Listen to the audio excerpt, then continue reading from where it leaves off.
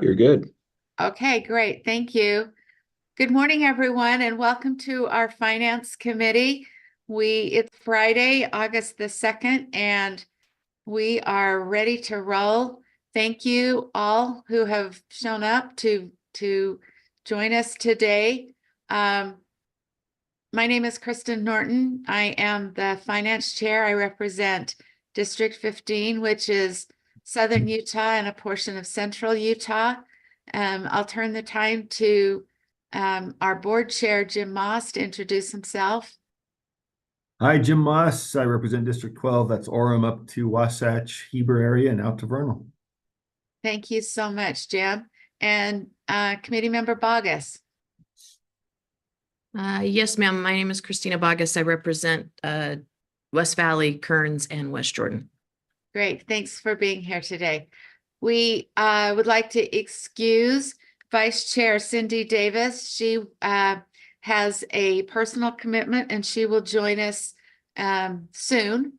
And we would also like to excuse Deputy Superintendent Scott Jones. He is attending another one of the committee meetings with some assistance that he will provide them there, and will return to us when that is wrapped up. In the meantime, we do have Assistant Superintendent Deborah Jacobson to carry the torch. As soon as we see Committee Member Brent Strait jump on, if you'll let me know, and I'll pause for a moment and let him introduce himself. As far as our public comment this morning, we have received this public comment through our email and in our backup. So committee members, if you have not yet had a chance to see this, and I know I was able to read much of it last night after we got out of our meeting early, but we have received emails from Athos Academy Chief Financial Officer Chris Brooks, Red Apple owner and president Steve Finley, and State Charter School Board Vice Chair Cindy Phillips. And then just this morning, they've added a new one from David Jarrett. These are all regarding our first action item 3.2, which is a request for extension for fiscal year 23 for special ed carryover balances. I will, let me just check with Cami. Cami, have you seen any of those people join us in our virtual meeting this morning? We do not show any of them have joined us, but Board Member Strait just entered, and so did Vice Chair Davis. Okay, wonderful. Well then, Board Member Strait, if you would mind introducing yourself, and Vice Chair Davis, if you would introduce yourself, and then we'll get right into the business of action item 3.2.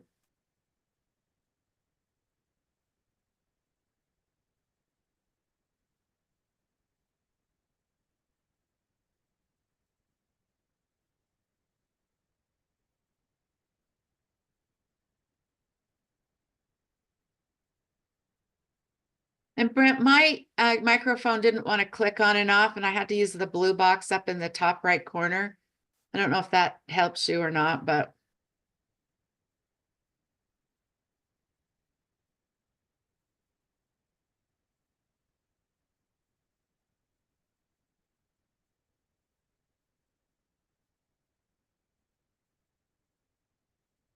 Okay, don't panic. Cindy, if you. I got it. Oh, he's got it. There we go.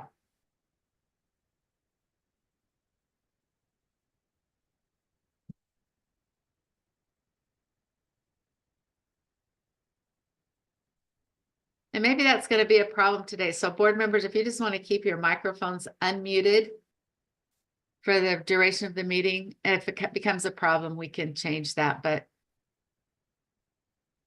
Okay, go ahead, Brent. What am I doing? You're introducing yourself. Oh, I'm Brent Strait, represent District 3, Davis County and Weber County. Thank you. And Vice Chair Davis.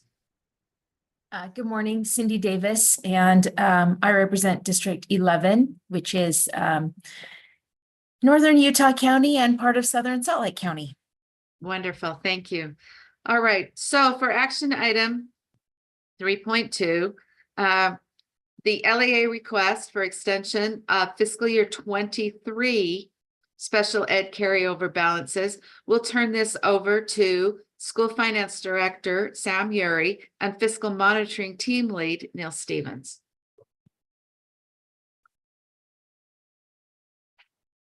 Hey, good morning, Finance Committee. Sam Uri, School Finance Director.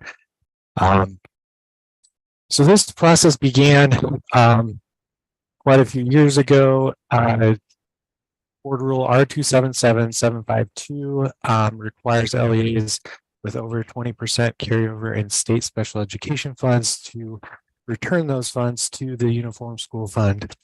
That's not been a process that occurred overnight, but it has been a question often from the legislature. Why are we, why would we give more special education funds if we have LEAs that have large carryover balances? And so the rule was updated, and after a process, we do have in the backups there an example of the beginning stages of this process back in fiscal year 19, when we kind of identified some LEAs that had those carryover balances, and so we've given 3 or 4 years. I'm saying we here. I was at one of these LEAs as a business administrator at the time. I do recall receiving this notification, receiving these letters, and making a plan to spend down these balances. But in any case, these the amounts that you're seeing on the screen are what were invoiced after our team looked at the final fiscal year 23 submissions, financial data submissions, and total we've got 6.6 million in carryover funds in excess of that 20% per LEA. We've not had all of these LEAs reach out and request extensions, but we do have a list on the agenda memo of those that have requested extensions. If the finance committee and the board were to grant this extension, we would plan on reaching out to all of those LEAs that were invoiced to see if they would like to pursue that extension. But those that you see on this screen here, Canyon Rim, C.S. Lewis, George Washington, Carl G. Mazur, Manaw Academy, Merritt Preparatory Academy, Moab Charter School, Rockwell Charter School, Salt Lake School for the Performing Arts, Utah International School, Vanguard Academy, Winter Sports School, and Athos Academy are those LEAs that did reach out specifically to request extensions through fiscal year 25 to spend down the balances. With that, that's kind of the scenario that we've had. You do see those public comments. We're happy to answer questions and go through any other details that the committee desires. Thank you so much. Committee, do you have any questions or comments on this particular action item? Question, Chair. Yes, sir. So, and I apologize, I'm having trouble getting my digital hand up. They were given 3 years to spend down the balance. So each of these, and I've been part of these discussions, they've had 3 years notice, including the rule change, or when was that rule change that we said, let's see, 20%. I thought we adjusted that downward, no? Chair, if I may, Please, thank you, Neil. what you're referring to, the adjustment down doesn't take effect until FY26. Okay. And that's 10%. Got it. All right. So this is still the notice given under the prior amount 3 years to spend down. And I saw the draft letter and backup, which says basically you're on notice that you're over. If it's not spent, it might be pulled back. Were those letters already sent, or is that what we're anticipating spending now as a final, kind of notice? Chair, if I may. Go ahead. That letter was sent in fiscal year 19 as kind of a preparation for this process to begin. And then, so those were already sent back in fiscal year 19. And more, some LEs, may have spent down balances, but then this process began in fiscal year 20. Okay, so that wasn't teed up and backup as a sample of what we might send out again. At this No, point, we've already sent invoices because we've, over the course of those 3-4 years, already sent notification.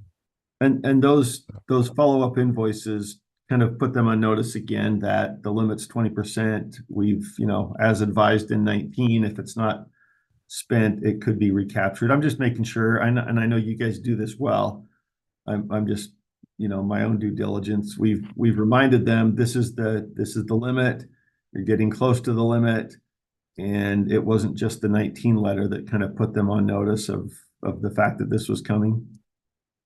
Chair Moss, no, I personally provided training at each business administrator training in the fall, in October, training them how the calculation works, and that letters will be forthcoming. We do that every year.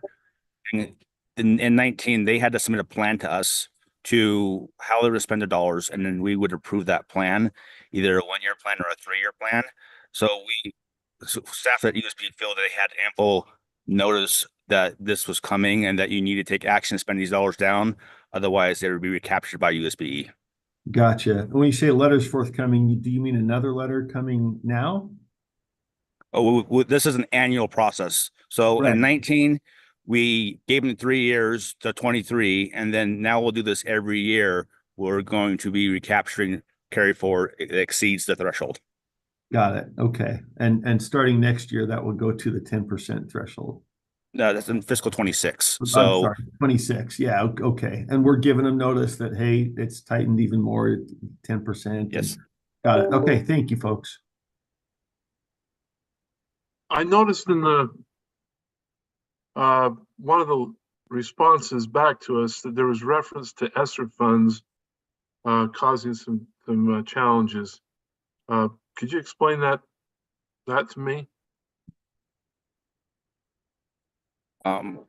ESSER 3 has all of the COVID relief funds have an allowance that special ed dollars or special ed expenditures are allowable cost to be charged against those funds.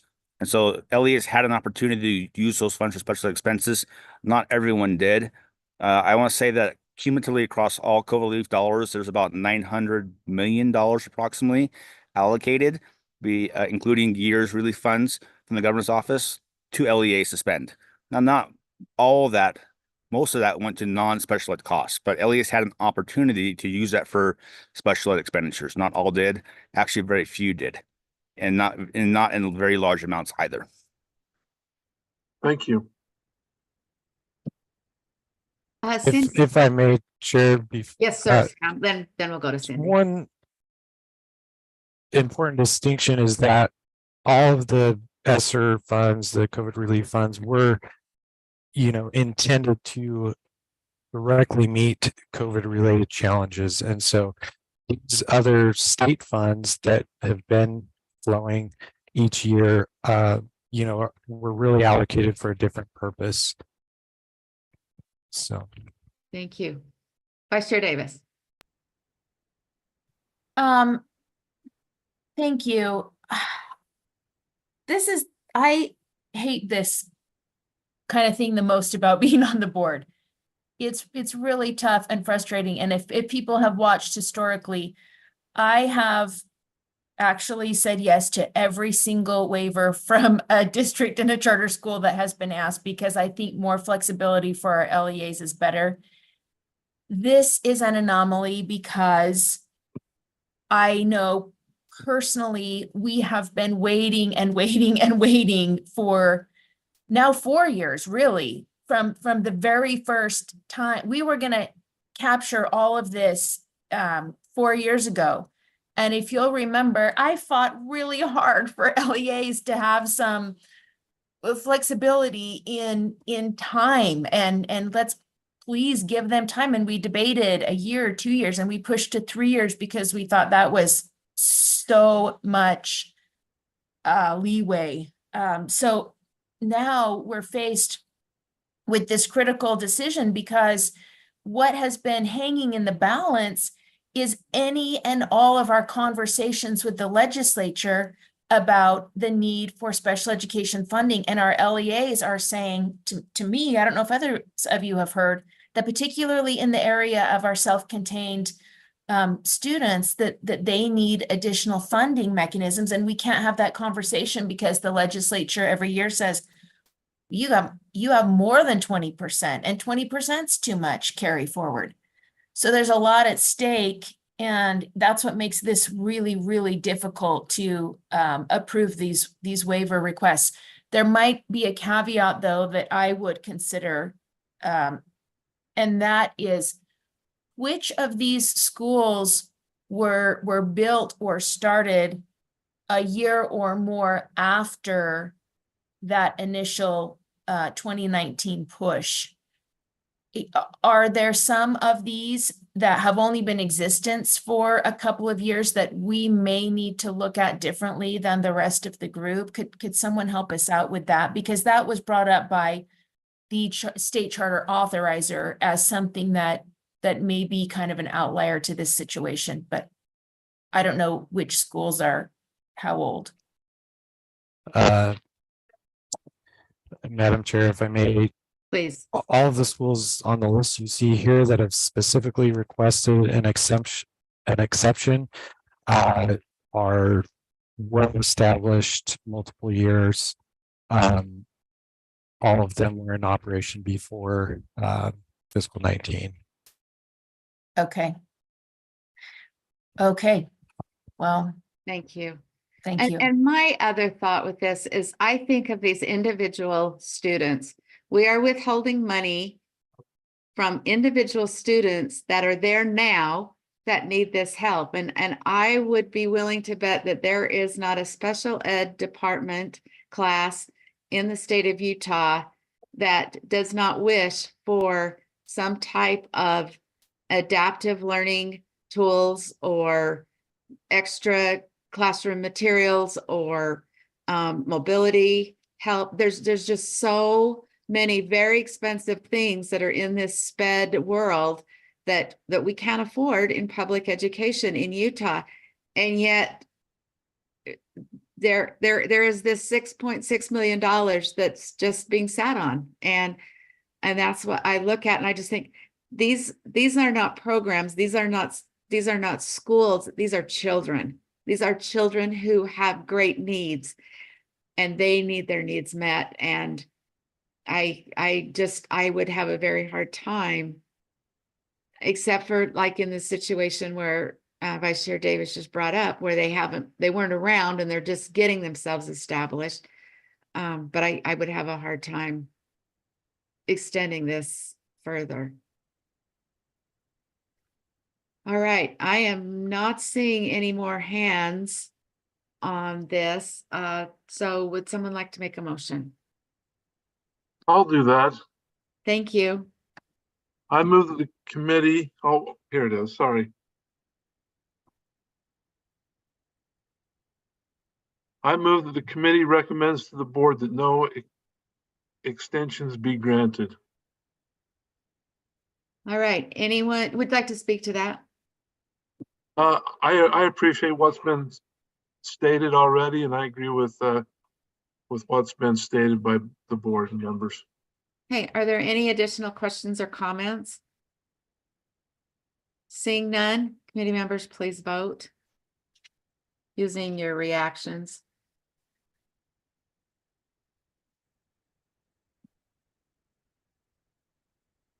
Cami, can you see Board Member Boggess's vote? Yes, I show it's unanimous. Okay, thank you. So that is unanimous.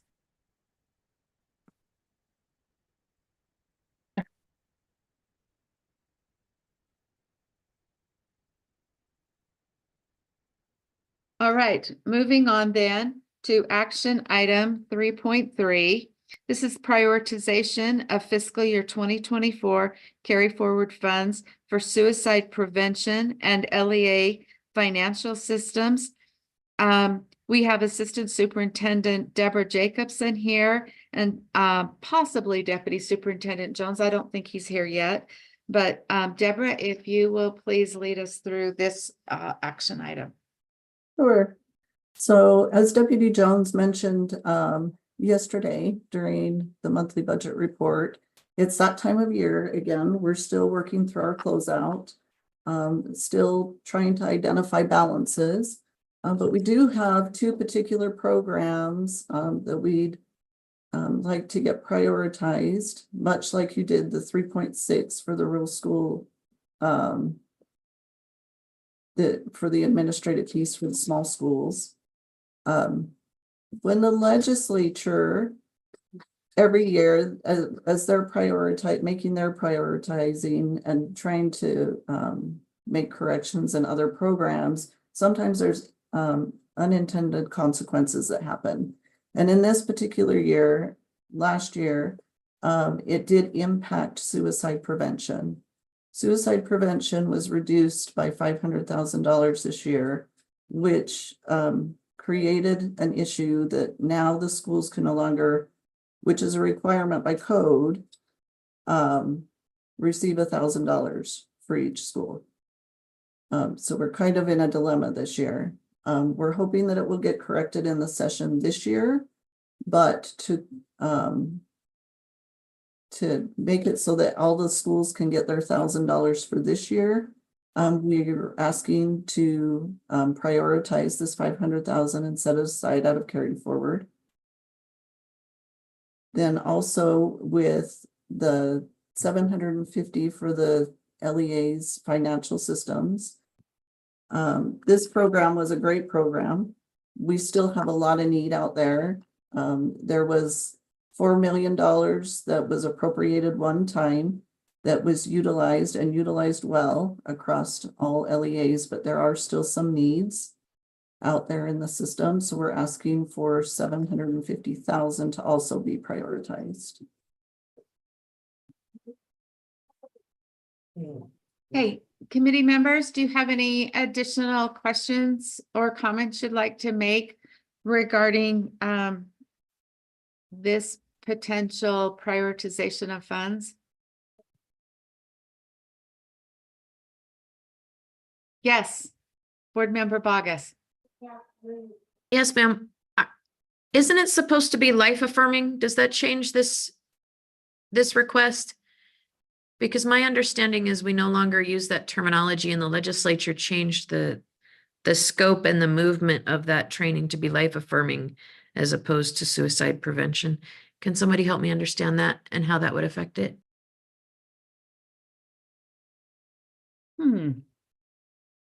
Are you referring to it being ongoing? Chair, may I?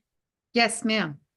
No, ma'am, I'm referring to the type of training we would potentially authorize.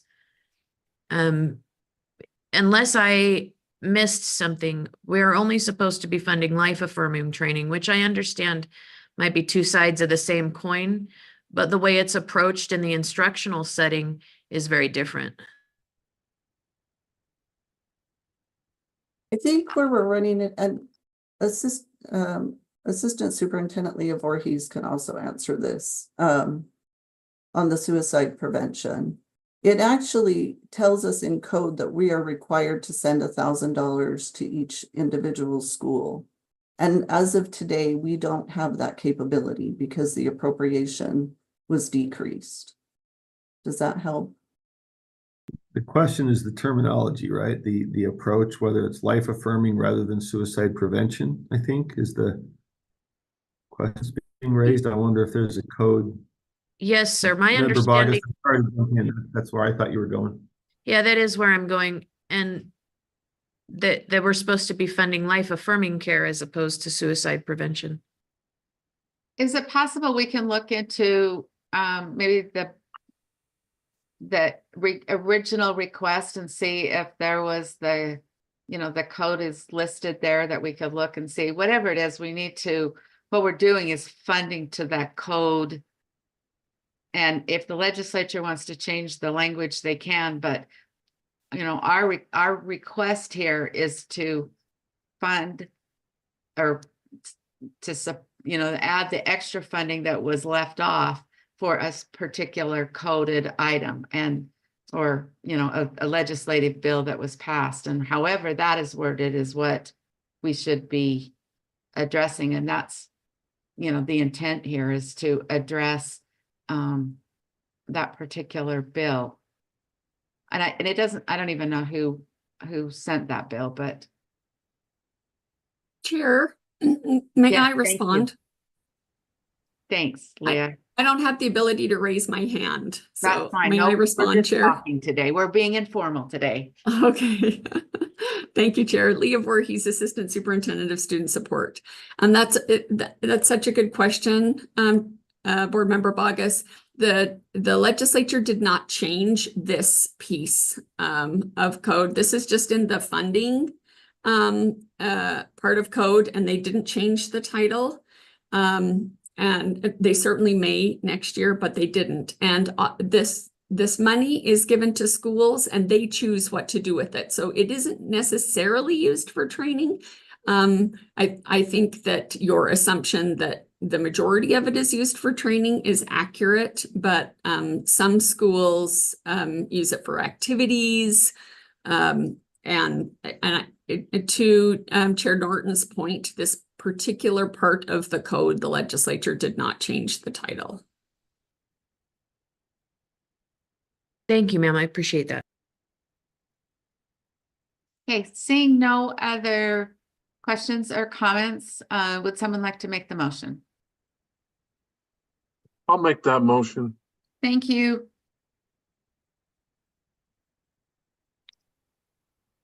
I move that the committee recommends that the board prioritize $500,000 of one-time funds for suicide prevention and $750,000 for LEA financial systems one-time from 2024 agency carry forward balances. So we didn't talk about that second part.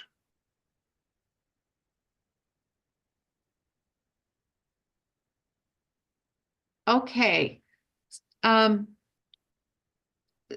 the motion before the board is that the motion before the committee is that the committee recommends that the board prioritize $500,000 of one-time funds for suicide prevention and $750,000 for LEA financial systems one-time from the 2024 agency carry forward balances.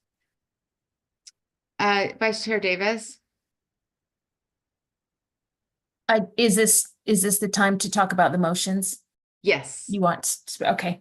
I just wanted to speak for this 750,000, and I just wanted to help people to remember that, you know, when COVID hit in 2020, we lost pretty much everything. Like all of our requests were gone.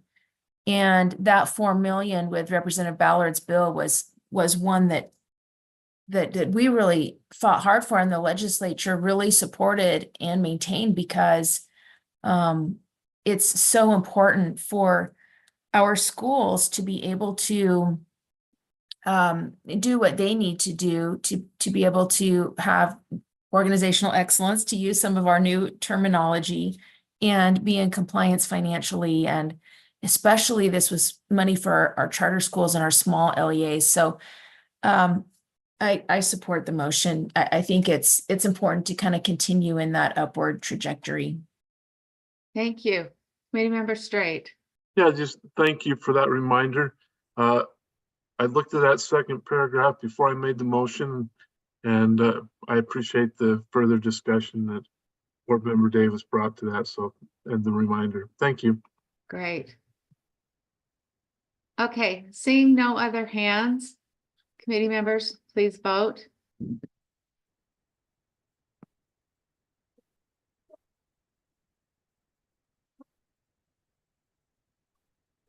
Okay, it looks like that vote is unanimous, 5-0, to approve.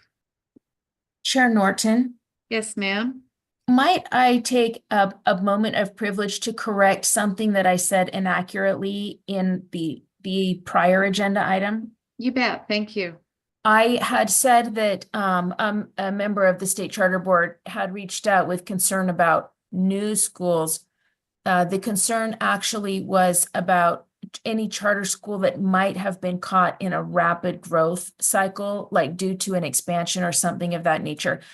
And I want to make sure I'm quoting our state charter board accurately. And I want it to be known that I think it's really important that USBE and the SCSB work really closely together and have good open communication.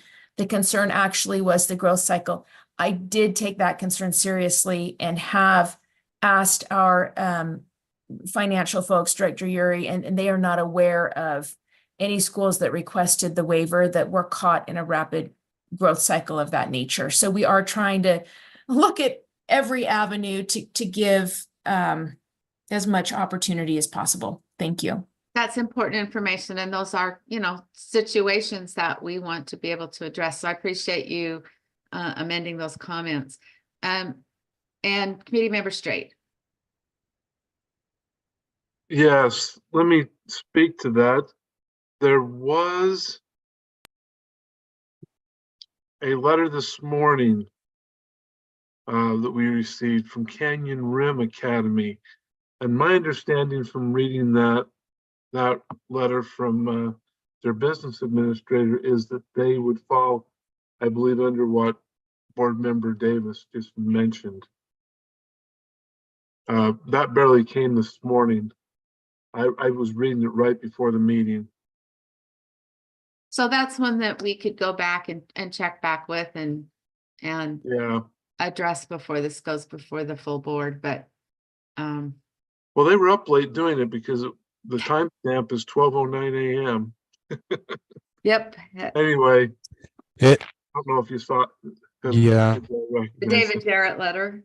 Yeah. Board member, if I may, Yes, please. for clarification purposes, Canyon Rim was not a charter school that has an authorized expansion. Rather, they had a growth in special ed students post-pandemic. So there's a distinction there. They didn't materially increase their student counts above what was already previously authorized by their charter. Rather, their students already enrolled increasingly became eligible for special ed services, which does impact their funding, but it impacts the funding at a slower rate. That funding is delayed by a year from year to year. So it's not quite the same as what Board Member Davis was insinuating about rapid growth cycles. Thank you. Okay, thank you. All right. So it looks like we took care of number 2. We took care of number 3. We have had item number 3.4 pulled from our agenda, and that moves us on to item number 3.5, which is a discussion item. And we welcome in Chief of Staff Sarah Young to discuss measuring the results of appropriations for specific programs and program prioritization. And is Chief of Staff Young on? Yes, she is. Welcome. I am. Thank you so much. I appreciate the opportunity to be here today. So where we are hoping to go today, just to give the high level framing, is that we've been working with US Finance Committee related to the template and some of the factors that we've been including in the creation of kind of an ROI logic model. Upon presentation of that template, we also shared with you 2 examples in a previous meeting that are also available in backup. One for our personalized competency-based learning grants and the other for people to and from transportation. Based on the feedback and support of the committee, we're ready to move to some additional programs. And so what we're seeking today is your input on what programs you would like us to prioritize prioritize as we look to do and apply the ROI framework more comprehensively across the agency. So I am happy to pause and take any questions before I bring up a list. And we're going to be just seeking some feedback on the list. Yes, Chairman. Go ahead, Jim.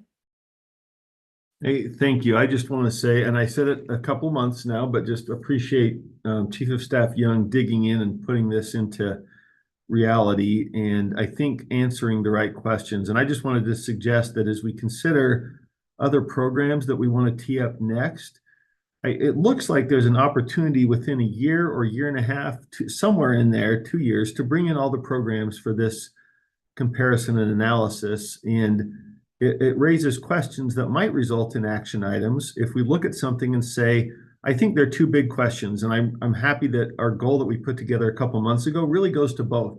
We talked about efficient and educationally effective use of funds. And efficient to me means you get the water to the end of the row. You overcome obstacles. You make sure that you're doing it the way it was intended. Effective means it's a row that's worth getting the water to the end of. It's producing something. It's growing things. It's producing educational success. So I think the way that Chief of Staff Young has teed this up is really a great step forward. And I would just suggest, I guess, Sarah, on top of asking for the next set of programs to look at, that we might also, if board members have thoughts about what kind of results we should be looking for, that could inform that process that our staff takes. And so if we think, well, there's a program I know about, and I've wondered whether it produces X, Y, or Z, I think this is an appropriate spot to throw that in there and say, what should we be seeing if this is, number one, being spent correctly, and number two, being spent on something that's actually helping. So, the field implements, the legislature allocates, but we in the middle, I think, are in a great position to ask these questions and inform both the practice and the funding side. Kind of leading from the middle is how I see it. So with that, I just wanted to throw that out. If you think that's appropriate, Chair and Chief of Staff Young, that this is also an opportunity to help guide what staff do in framing up those questions for the committee and the board. Great. I appreciate that. Thank you. Excellent. So I'm going to share the list of programs 2 ways, and then I'm going to orient you to the document. So first and foremost, I will share my screen. So because this is a spreadsheet, and I appreciate that those can be challenging in a virtual setting in Zoom, I'm also going to share, I'm not going to share. I will momentarily via email. I'm going to share the link to this with each of the committee members so that you're not necessarily just beholden to the information that's on my screen. So I will just take one quick moment to get that to each of you.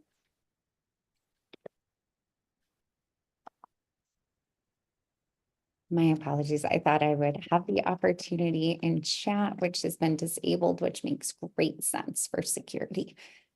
So.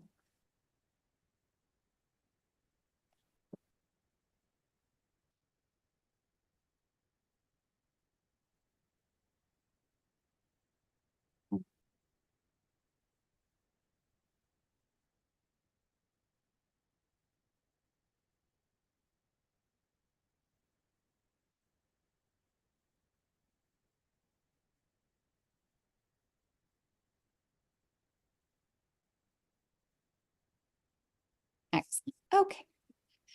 So that should be coming through the internet here momentarily. While we're waiting for that to come through, I'm just going to orient you to kind of an overview of how we are capturing opportunities related to next steps. So you can see in this spreadsheet in column 1 is where we are listing both the high-level financial code, which is the PKAA contracted initiatives and grants, is the grouping that this particular program falls into. And then the program name is represented underneath in bold. So this one in particular is the early warning pilot.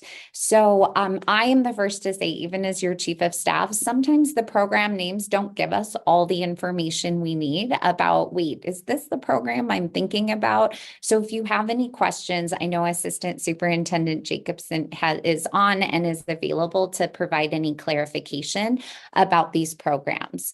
In the second column, I want to draw your attention to the critical urgency component. So what you'll see is that we have an opportunity to categorize each of these programs. And as staff, we've given a recommendation of 4 categories. So we have critical urgency, which would be something we wanted to have done last month. And that really helps us kind of prioritize those critical urgency pieces as the high priority of the Finance Committee to be able to start work on, bring back as soon as possible. We then have our second category of high urgency. This is going to be those where we want to get it done. It's something that we'd like to see within the next couple of months, and we want to make sure that we're prioritizing that for our staff effort. We have medium urgency, which means this is something we could see in the next 6 to 8 months. We think that it's important. And then we have low urgency, which means 8 months or potentially longer. I think the key with low urgency from our framework is that for sure we would be looking at after legislative session related to like when those programs would come forward. You'll note that some of these have suggested categories. Those categories come from the individual who's represented in column C, which is the primary owner. So we did ask staff that if they had recommendations related to each of these, that they could share those for the Finance Committee's consideration. So please note, for anything that's already represented, those are just staff recommendations, easy enough for us to change based on feedback for the Finance Committee. The columns that come after that are going to be specific to helping us as a tracker inform you as Finance Committee related to our status. Has it been started? Is it in progress, on hold, or completed? Just so that we can keep you updated on which ones are in progress and which ones you can expect to see to continue to give feedback to the process. And then just again, for our data set purposes, we have start date of work, end date of work, any milestones achieved. And then we do have a deliverable section related to where we're going to post the files associated with the ROI frameworks, just so that we have them easily accessible to you to be able to revisit something that we may have already brought you without having to sort through Civic Clerk. We do have a section related to notes. That's mainly just for staff's purposes. If there's a question about a program potentially being amended or ended during a legislative session, we just want to be able to track kind of how that occurred for historical purposes. So Sarah, I'll pass. sorry. Yeah. I have a couple of questions. Yeah. First of all, we will probably get a PDF of this, but is this sortable on your end? It is, yes. How would you like me to sort it? So we could, in a moment, not now, I'm sorry I interrupted. So in a moment, we could have you sort by the critical need of this, and we could see, we could block those colors together, correct? Correct. Okay. Secondly, this is a new program. We're just, yep, there you go. Just set a fingertip. Great. This is a new program. This is going to be our pilot. What would you suggest to our committee as a reasonable number, or let's start first with a reasonable number of programs to select. And then secondly, would it be of any value to select some from different categories? I mean, it would be easy to say, let's just take those orange or tangerine color, whatever, and the blue ones and say, those are the critical needs, let's take those. But maybe there's some good reason to select some that are not in those categories. Maybe, one from each or something. I don't know, because I don't see the long term here.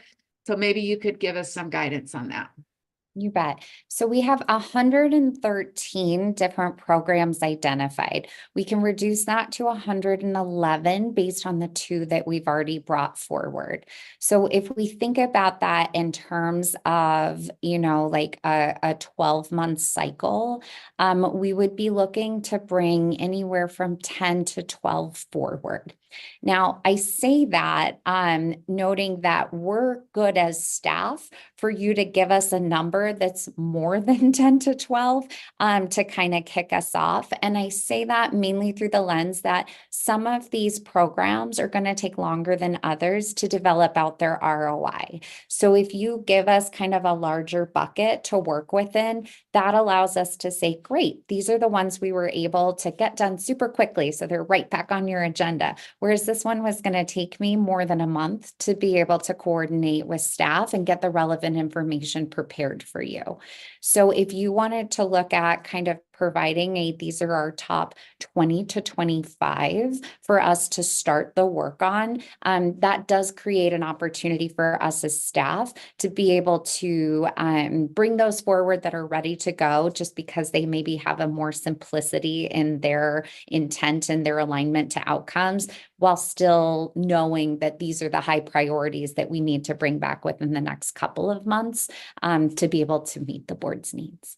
Thank you. Vice Chair Davis.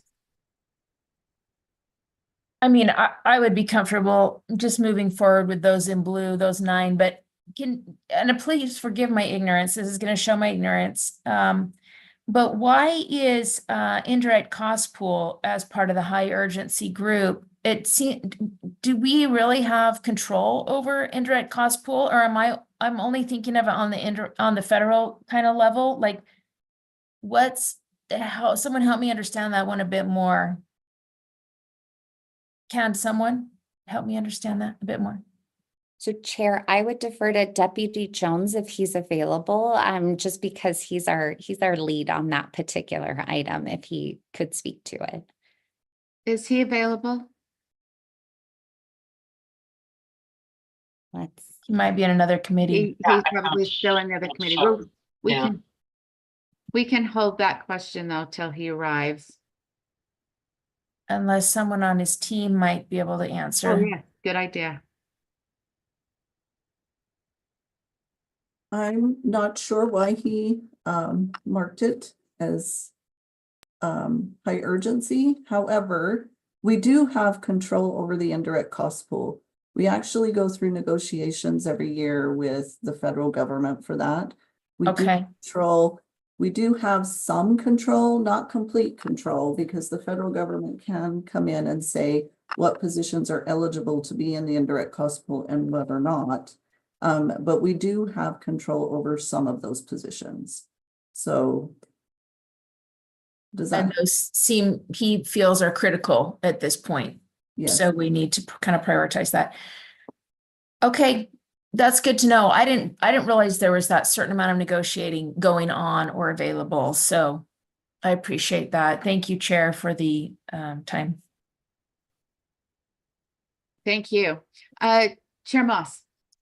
A quick related question, Chief Staff Young, can you just kind of frame the criteria for the urgency level within the context of us having transparency, but also, evaluating for either making decisions at our level or informing legislative decisions about how programs are working, whether we see reason for change or adjustment, improvement of efficiency, reassessment of effectiveness, whatever. These programs are all approved. They're moving forward. You don't need our urgent approval to go forward, but I appreciate greatly that there's been an urgency assigned to some and categorization. I guess within our larger intent of transparency and then potential action, how were these selected for urgency? What do you see as the need for us to know the ROI, more urgently for some than others? Because I really appreciate it. I just want to make sure I understand the criteria. Chair, if I may. Please. So The way that we provided this framing to staff in leadership council to provide these recommendations was urgency could be based on one of two factors or both.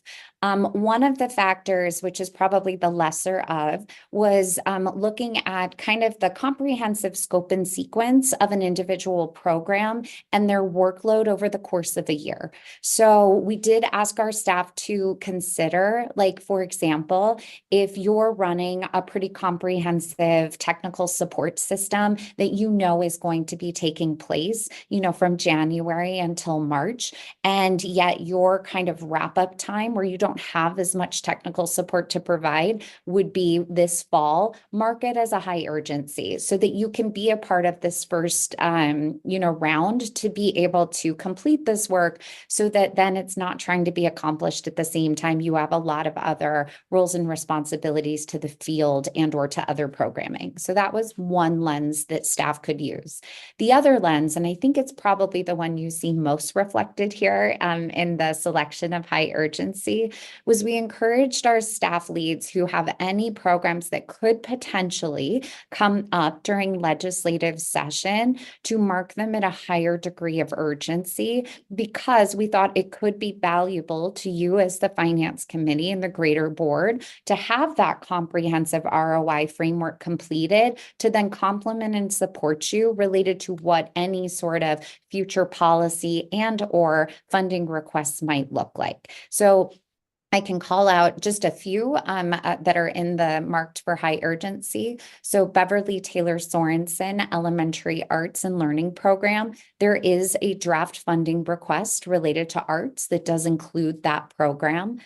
We also see within there the statewide online education program. We know that there is an audit that is coming from OLAG related to that program, and we thought there could then be follow-up legislation related to that.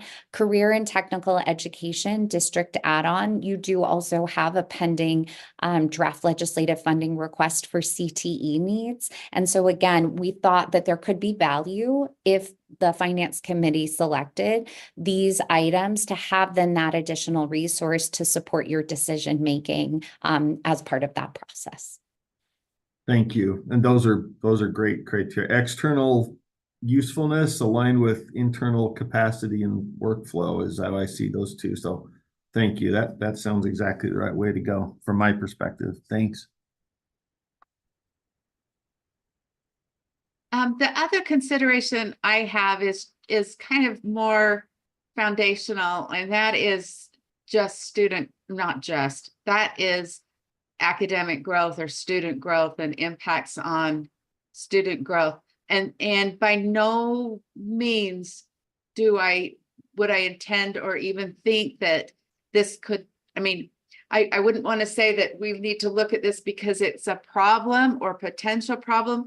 And in fact, the first one that came to my mind when I saw it on the list here was, oh, this would be maybe a way to show some evidence that was a good choice. And that was the all-day kindergarten. And I don't know if we even take that into consideration of student growth or academic advancement, if that was a consideration in this, or if it should be a consideration. But I think when we're talking about education dollars, that's kind of would be important for return on investment. Can I great respond quickly, feedback. or was Chief of Staff Young? I think Chair Norton, that's the ultimate question we're trying to answer with all these is whether it's moving the needle. Yeah. So that's kind of what I was wondering, and hope that we can, because I had a couple of them that were more geared that way. And I'm hoping that that's okay if I suggest them later on. So thank you. I feel like that's just, again, if we're being informal, I'll just say, I think that's exactly what all this is going to. And then within that, the question of which to hit when, but it's evidence of or lack of evidence of. We got a whole lot of programs, and are some being administered efficiently but not being effective? Are some being administered inefficiently, so the ROI needs to be enhanced but I think, Chair Norton, your question is exactly what all this is about. Okay. All these tax dollars reaching some point of student success, and whether that is reducing chronic absenteeism, which is one of the performance Huge. measures Chief of Staff Young aligned with transportation. I mean, I heard transportation, I thought buses, what's that got to do with student success? And then Chief of Staff Young explained, well, it relates to absenteeism and that relates to student success. And we ask those questions. So that's to me the most satisfying part of this whole thing. And the ultimate purpose for every one of these, right, is to just say, okay, is it producing student success, or do we need to look at, you know, some tweaks or realignment, either on efficiency or even if that row is pointing the right direction? We're getting the water to the end of the row, but it's not producing things. Maybe we need to reorient the row. So that to me is exactly what all of this is set up to do. Okay, thank you. Vice Chair Davis. What are we talking about where it says state board and administration? I just don't know. I mean, I know we're talking about this in our other meeting this afternoon, and if we're moving forward with something in that area, which it sounds like might be the will of the board, do we want to dovetail for timing purposes, what we're doing with the information sort of collected in that regard?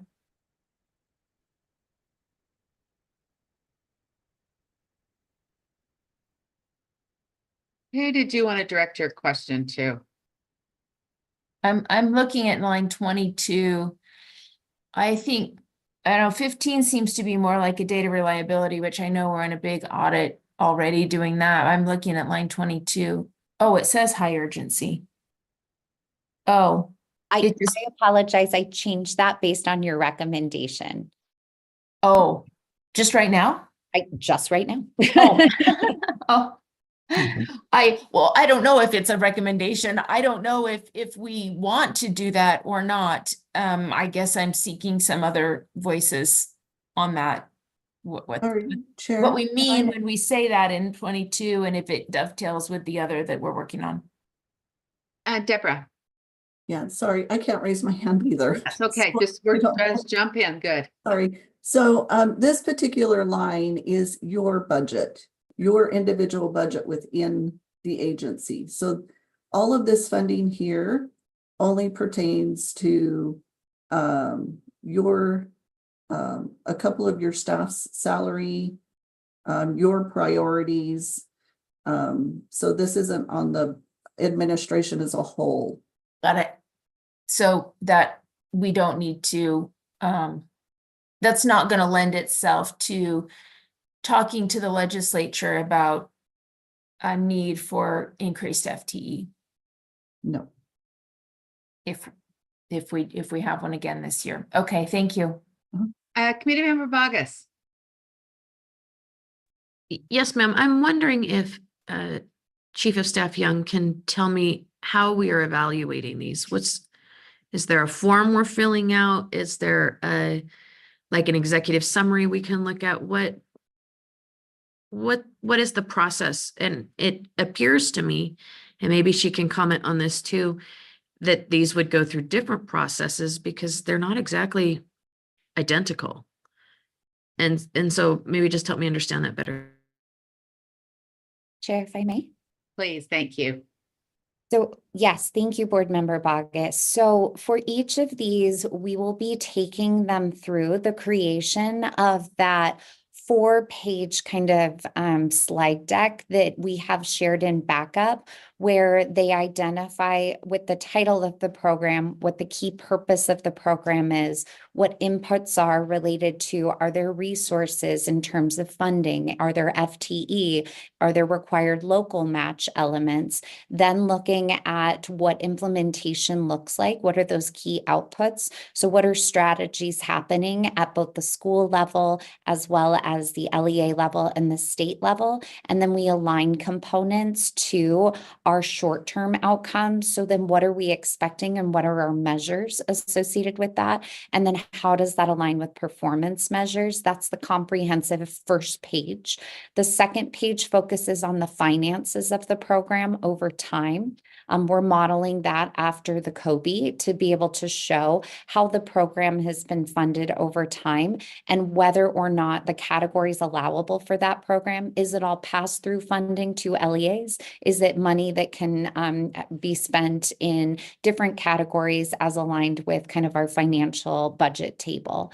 Then on the page 3 is where we're looking at what staff are assigned to the program, what are their key responsibilities in terms of monitoring and evaluation. We have a placeholder related to alignment to a framework if that action step has taken place, the oversight framework, just to try and draw a connection to that as well. And then our last slide, which is slide 4, is the opportunity for staff to provide any sort of additional insights or questions that you as a finance committee may consider related to, are there potential needs for policy changes or considerations related to things they've identified in their administration of the program, and or are there additional opportunities for resources to be either additionally allocated or reduced based on what they're seeing in their recommendations of the field. Those are all just recommendations that would then come forward and back to Finance Committee, where you'd have that opportunity to give feedback, whether our representation of the program meets the mark and you want us to then use that to help inform future presentations, or if we need to make edits to that. And there should be a slide deck in the backup that demonstrates what that template is, along with the 2 examples we had previously provided for PCBL and to and from people transportation. Does that answer the question, Board Member Bogus, or did I miss the mark? No, I appreciate that. Thank you very much.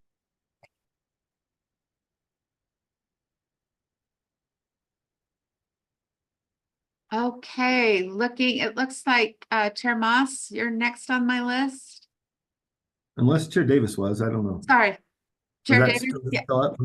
okay. I think this is a wonderful logic model. I think it lays out and I was discussing this with Rich Nye, formerly of Granite, on his way to the governor's office. And when I brought it up, he goes, "Oh, you're talking about educational ROI." I'm like, "Oh, I left off the E. That's exactly what we meant. Educational ROI. Like, what's the But I think as we look at the performance measures, this is a great opportunity for members to weigh in. I would suggest that some of these are sort of intermediate measures. For example, on the PCBL model that's in the backup, the bottom 2 are percentage of districts participating and charters participating.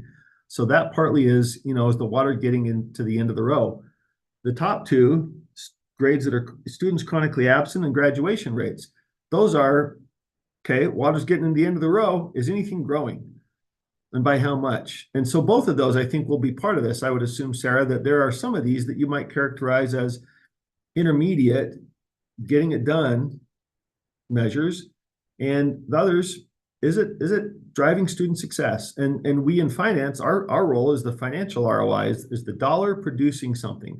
So I think that's, at least if I'm getting it right, Sarah, that's an opportunity for board members to suggest maybe performance measures. And we have a variety of perspectives and backgrounds. Some of us know different things about different programs and might have a suggestion. I think if this is working right, we ought to see X, right? And I think that's a chance for board members to weigh in as part of this logic model, as well as the intermediate steps. I mean, that's the great thing about all these perspectives. People are going to know different stuff. But am I correct, though, that's an opportunity for board members to kind of suggest things and then have a deeper conversation of how we measure that? And, is the research out there? Does What Works Clearinghouse have something? Has ULEAD looked at it? I mean, those connections are tough, but we're asking the right questions and then working through how we find the answers.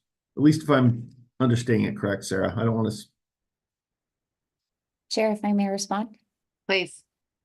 So I concur with your presentation of the material in terms of that our goal is as staff for each of these programs to fill out that framework and to bring it back to you as a committee to be able to give input and insight on, to help us kind of refine it and make amendments to it. And then that's something that we can bring back to you collectively as a committee. We as your staff appreciate that feedback. We certainly don't want to create something that misses the mark or isn't representative of a key outcome that you're specifically interested in. And so we're very grateful for the opportunity to be able to make those amendments now, so that when we do bring it back to you as a committee, that we have the information that you think is relevant to help inform your conversations related to the success of a program and the opportunities for potential modifications and improvements.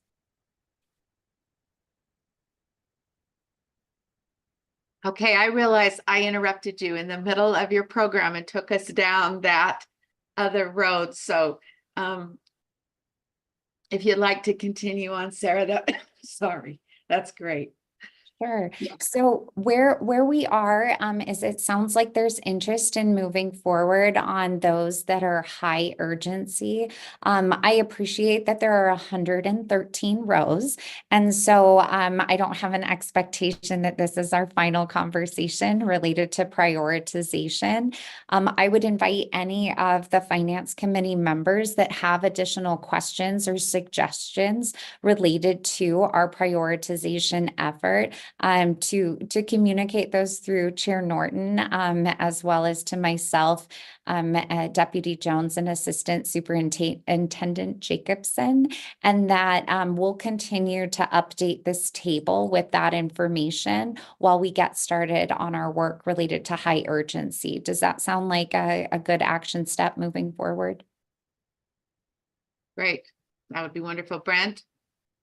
Yes, thank you. So my understanding from listening here is that this is very fluid. I mean, a couple of were bounced to high priority just like that.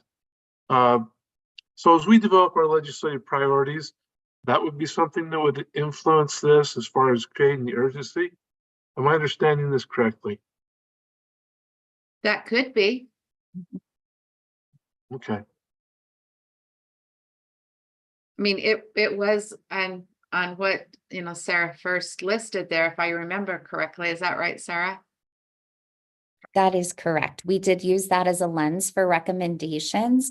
And so as the board further develops those, and again, we welcome that feedback from members of the board to be able to say, we'd like to move this one up the list.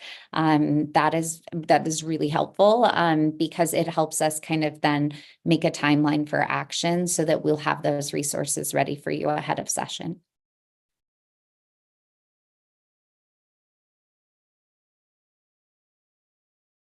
Okay.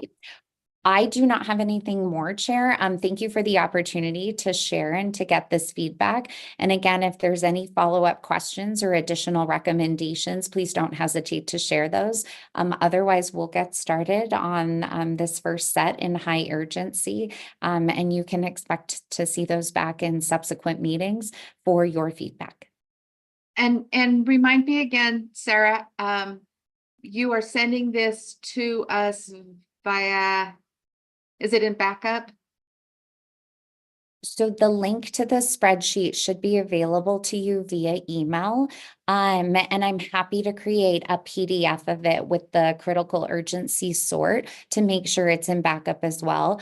I just note that sometimes those PDFs can be a little tricky with all the information. And so you can use whichever format makes most sense for you. Great, thank you. Chair Moss, did you have a? Sorry, one last question. Yes. As we formulate what the performance measures are and look at the financial allocations, et cetera, at what point will we see those performance measures and whatever answers we have? Obviously, if the question on transportation is, how does that align to, absenteeism? There's a tricky question in there. What are the variables that might affect that? Is it routes? Is it efficiency? Schools served, whatever, right? And so with that logic model in place, we're ultimately looking for answers. When do those come?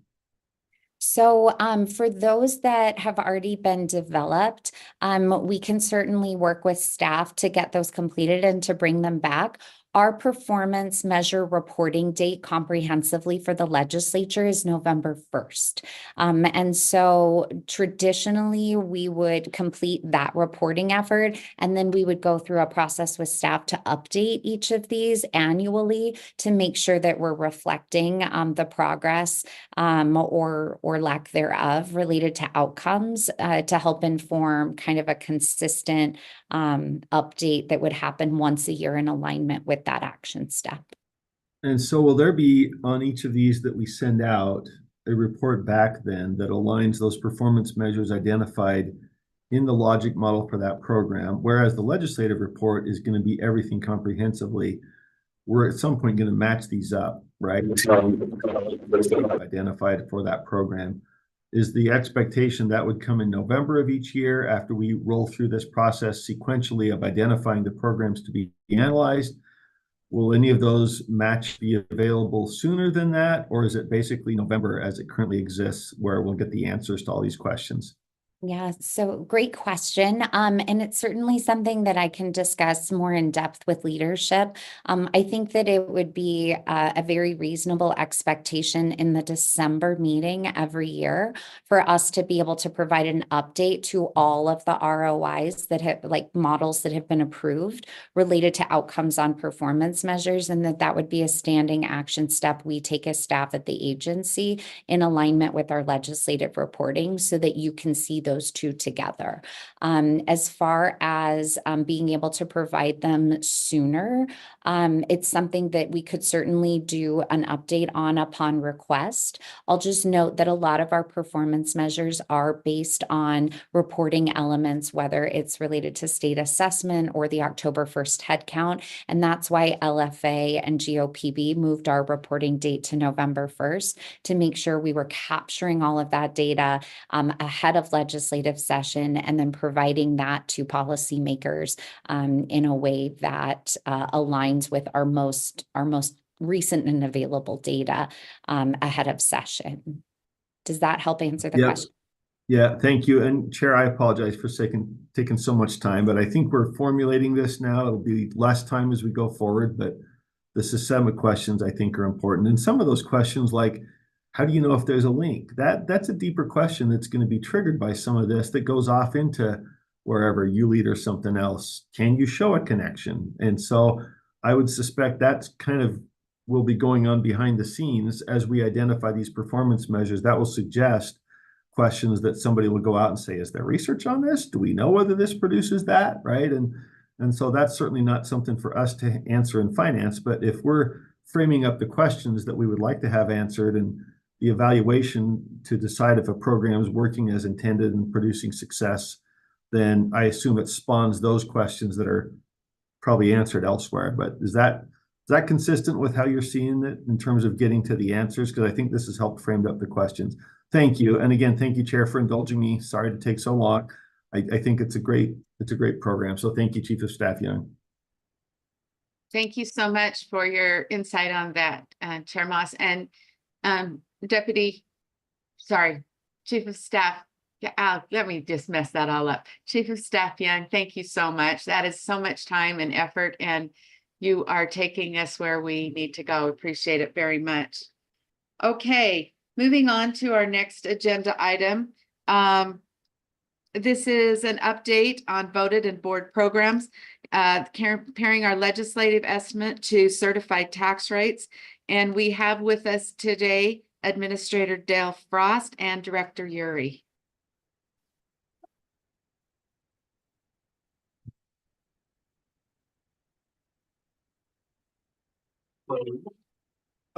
Chair, this is Dale Frost. I'm ready to present if you would like me to move forward. Thank you. Great. I want to make sure I can share. Okay, looks like I can. Oh, let's see.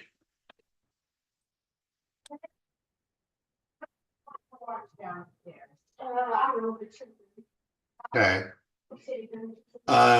Can you see the slides? Great. Yes, Dale Frost, Minimum School Program Administrator, here to talk to you about the voted and board local levy programs. I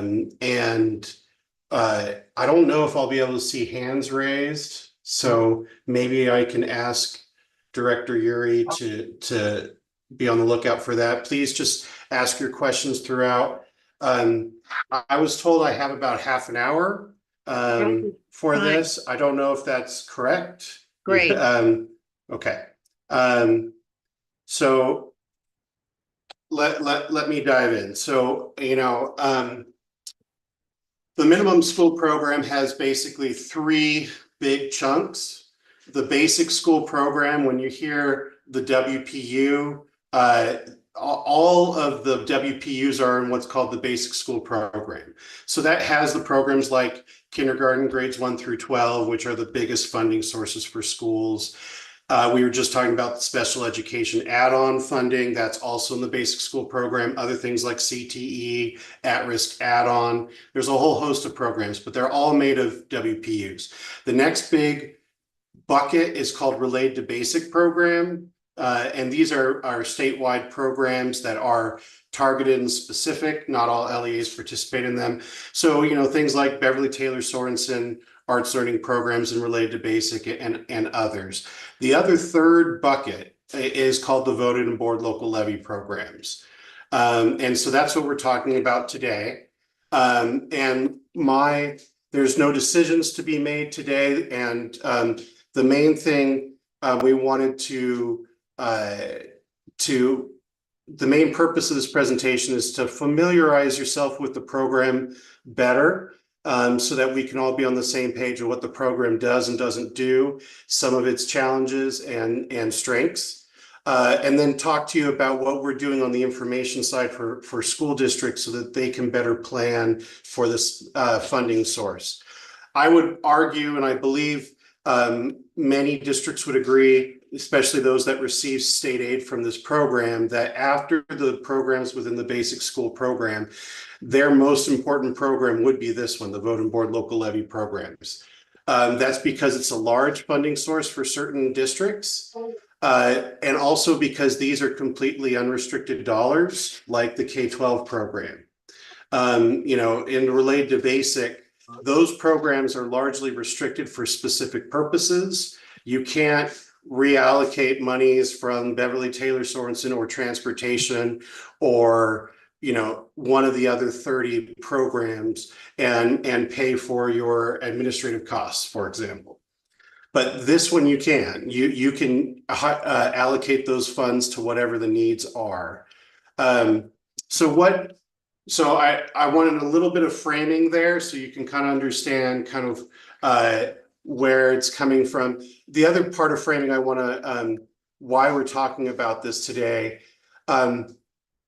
So from a calculation standpoint, conceptually, most people can understand the student-based formulas pretty easily in the basic school program. So if you have, a full ADM, which is one full-time equivalent student in grade 3, that student in the grades 1 through 12 program would generate 1 WPU. And then there are, there's nuances in the program. Charter schools have different weights, and there's that whole prior year plus growth calculation. If you remember the whole Tooele problem that we had before, and those do provide some nuance there, but overall districts can pretty easily project out where they think they'll land on those programs. That's not the case for the voted board local levy programs. And we're working hard so that we can better help them to project and estimate accurately on this. And there's some simple but very important rules of thumb for this program. I will also say, if you can see here at the top of the screen, it's a state guarantee rate. Often this program is called the guarantee program out there. Not very many folks out in district land call it the vote and board local levy programs like I do. You've probably heard other names for it, but it's basically the property tax equalization program for the state after the basic levy. One other piece of context. So all districts are required to levy the basic tax rate. It's the same across the board. So if you live in Park City and your house is worth $500,000, you pay the same as if you live in San Juan School District and your house is worth $500,000. But above and beyond that, districts are able to levy what are called their voted local levy and the board local levy. The voted local levy, that rate initially has to be approved by the voters. And the board local levy, the board can set that without a vote by the voters, but they do anytime they're going above and increasing property taxes above the certified tax rate process, they have to go through what's called truth in taxation. So the main problem that this program is trying to solve is that if San Juan School District levies anything additional, you know, let's say they levy one increment, which is 0.000001 on their property tax owners under their board rate. Let's say, for example, that might generate on a per student basis $20, where if Park City does the same thing, that'll generate almost $750. Because of that wide disparity, what the legislature has created in this program is a means for the state to backfill those districts that have less property tax value up to a certain point. And so that goes to now what we're looking at here. So this, I think, is the best visual for the program. You have all of the districts here. So you'll see, you know, Park City, South Summit, Rich, North Summit, Salt Lake. These are the districts that have more property tax value per student, essentially. And on the right-hand side, you have Tintic and San Juan, Paiute, South San Pete. These are the districts that have less, you know, property tax value per student. And what this program does is, if, you know, up to a certain level, if a district chooses to levy a property tax on its property tax payers, the state will guarantee a specific amount per WPU. And if the local property taxes don't generate that, the state backfills the difference. So if you see on the left-hand side, this is amount per WPU per tax increment. So, you know, if you're levying one tax increment, you know, you can look, I just want, and then you can just see the large disparities. So the green bars here, this is the local revenues essentially. And then the kind of orange or brownish, this is the state backfill. And you can see that the green is much larger than the state portion. To give you an idea of total funds, we're talking about almost $1 billion of local property taxes across the state and about $300 million of state funds to equalize that. So you know, we are equalizing up to a certain level. And this graphic, it wasn't updated. I stole these from the legislative fiscal analysts who present these, you know, every year to legislators. The actual rate this year is $64.05. And that's what that black line basically presents. So we'll talk more about the guarantee rate later. But as that goes up, basically that we are providing more equalized funding across the state. Or if it goes down, then we provide less equalization. Looks like Chair Moss has a question. Yes. Just a quick clarifying question on how you qualify for this. It's meant to equalize, redistribute, but you have to expend a certain amount of taxing effort at the local level to qualify, right? So it's not just that you have lower capacity to raise taxes. It's also you did your best to raise those taxes locally. And can you remind me if there's a certain rate of effort that's required, or if that fluctuates according to your local tax base in order to get into that system and get the money? Right. Chair, may I answer that question? Please. So, Chair Moss, The formula basically awards every increment levied up to 20 increments from the voted and board side. So you can, I believe it's about 45 increments is the absolute cap. Nobody's at 45 increments for both across voted and board, but 20, essentially half of the possible tax increments are guaranteed from the state. And so if you are levying 25 increments, for example, 20 of those 25 are guaranteed, no more than that. But if you only levy 5 increments, you only get credit for those 5.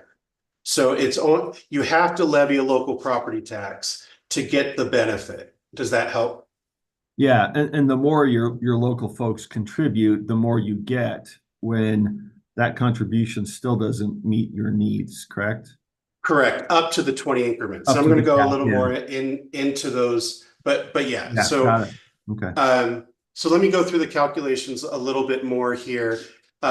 So yes, this is contingent. A district has to levy a property tax rate locally. And again, the increment is 0001. So what tax increments multiplied by the taxable value of property, and that equals the revenue to the school district. So as you can see on that next bullet point, this program provides a guarantee up to 20 increments. On the voted side, it's capped at 16, and then essentially the board side makes up the difference. So if your voted rate is lower than 16 increments, let's say it's 8 increments right now, and there's this whole hold harmless discussion, and we'll get into on the rates that makes us even more complicated because we actually use the highest of the last 6 years. But trying to keep this relatively simple and straightforward, if your voted rate, hold harmless rate is 8 increments, you would, and then let's say you have 22 increments levied on the board side, so that's 30 increments overall. Those first 12 increments on the board side would be guaranteed, and that would get you to your 20. Okay, and then the guarantee rate is that amount. So it's 6405 this year. It's not 6380. That was our estimated amount going into the session. So the way it works is, let's say that local revenue, if you're guaranteed $50 per increment, if that's what the guarantee rate is, and your local share generates $37.50 per increment, the state would backfill the $12.50. And then that's multiplied by your WPUs. Your measure of students is basically your WPUs. So let me go through just at a very high level what this could look like.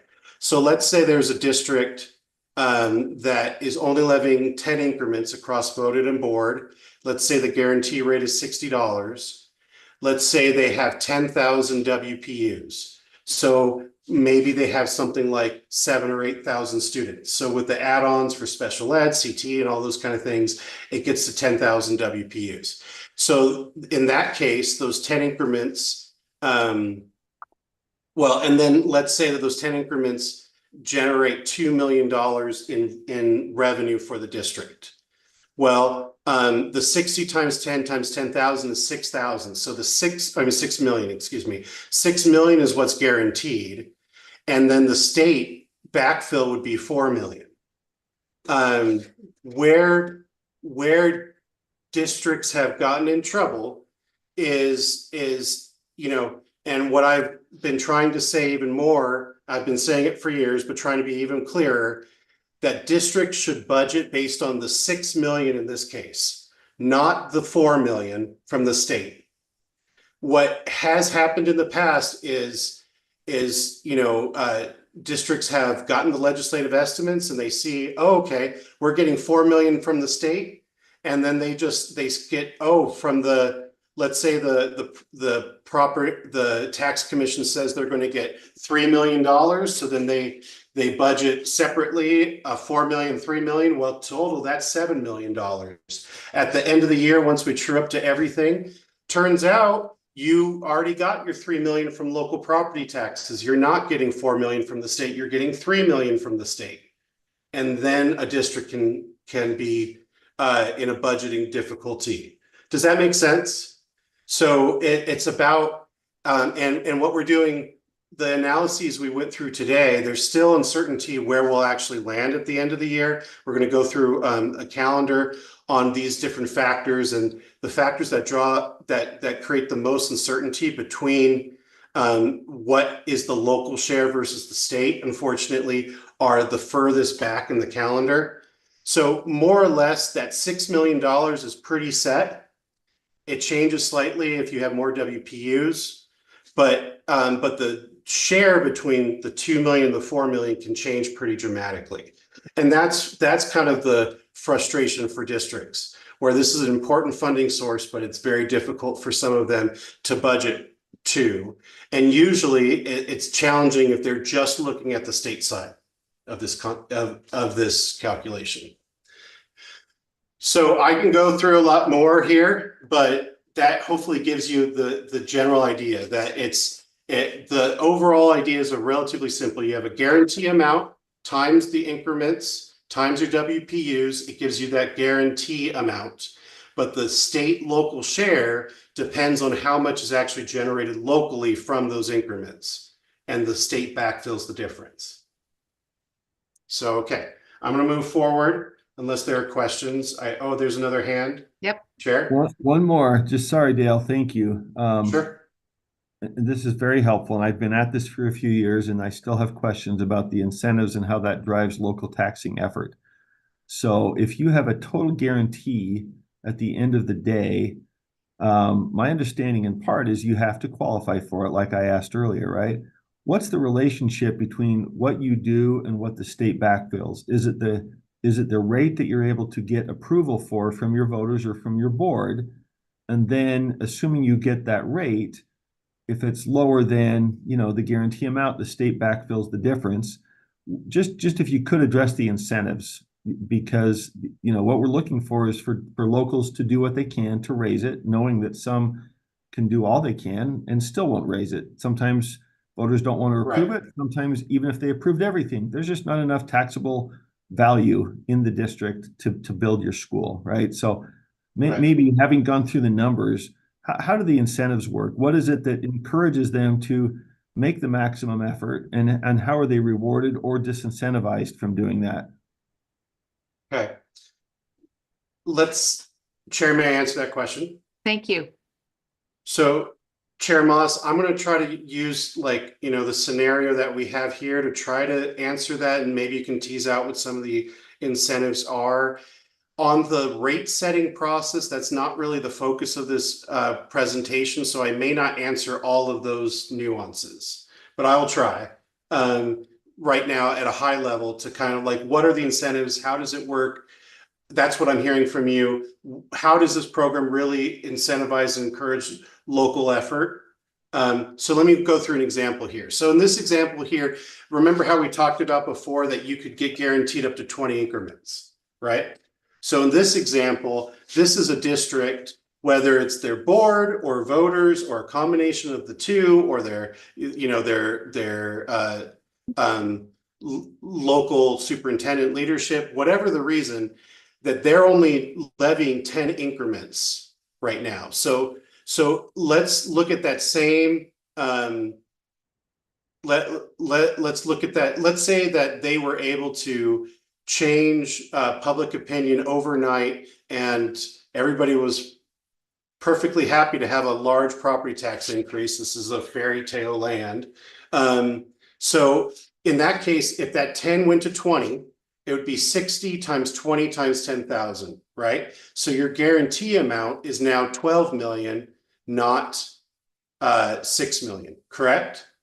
And so if you're levying this double the rate, assuming everything else equal, then that means that your local share would go from 2 to 4 million, correct? Right? So, so in that case, your state contribution, all else being equal, let's assume that all the variability and of the state local share. That's not like we perfectly project it, just to keep things simple, right? In that case, your state aid would go from 4 million to 8 million because it's 4 plus 8 equals the 12.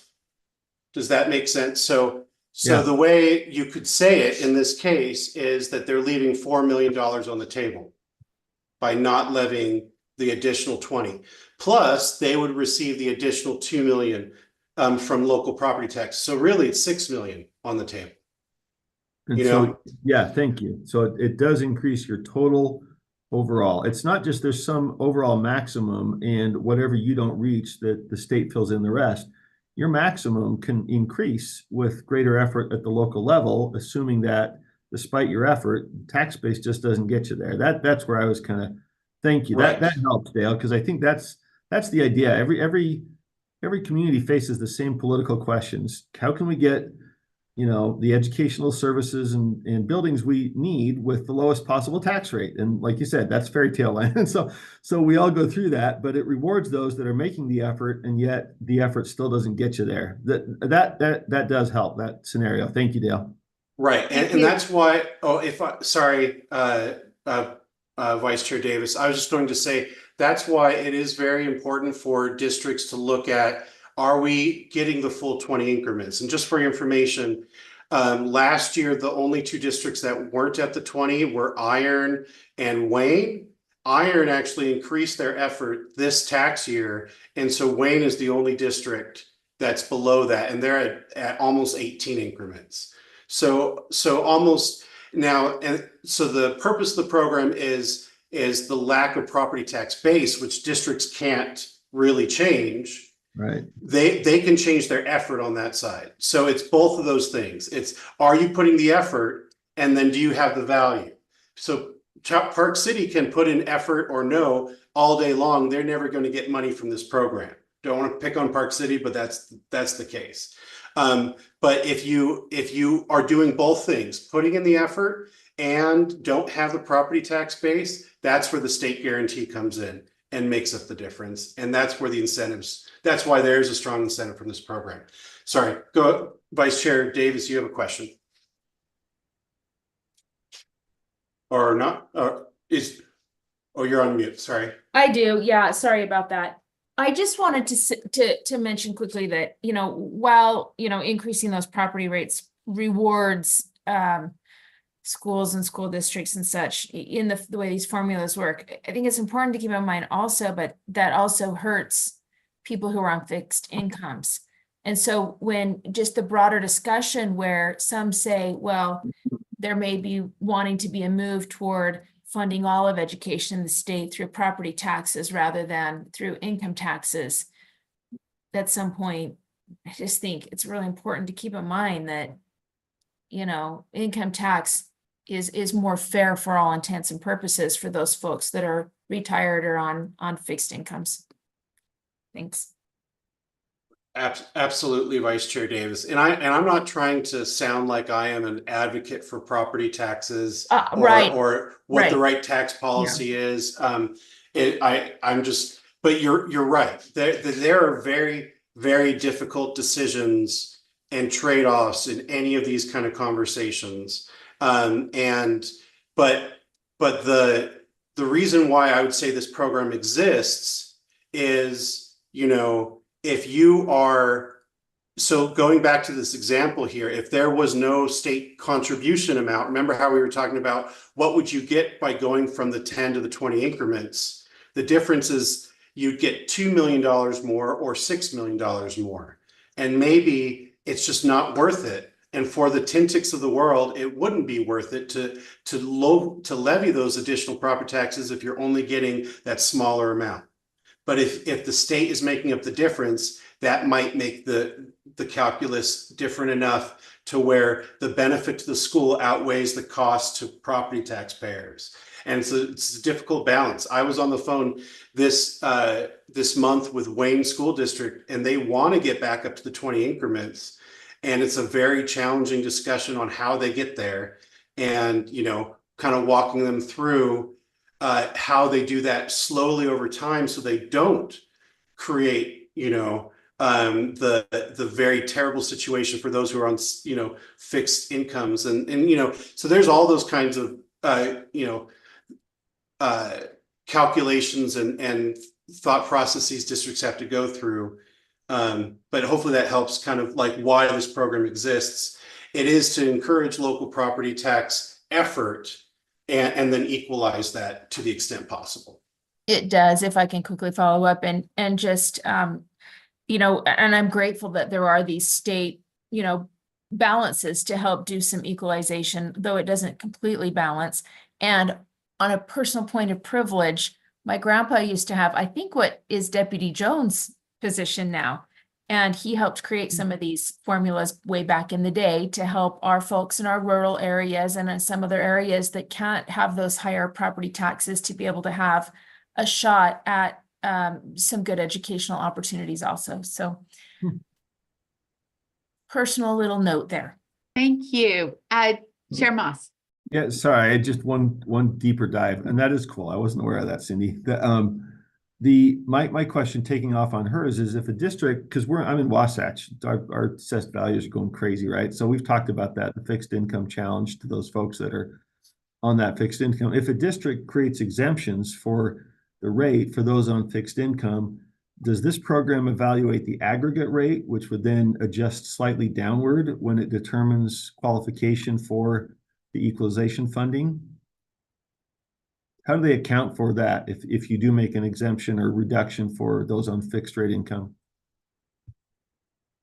Chair, I would have to look into that to answer Chair Moss's question, because I don't know to what extent counties have the ability to exempt these sort of things. A lot of those are made at the state level.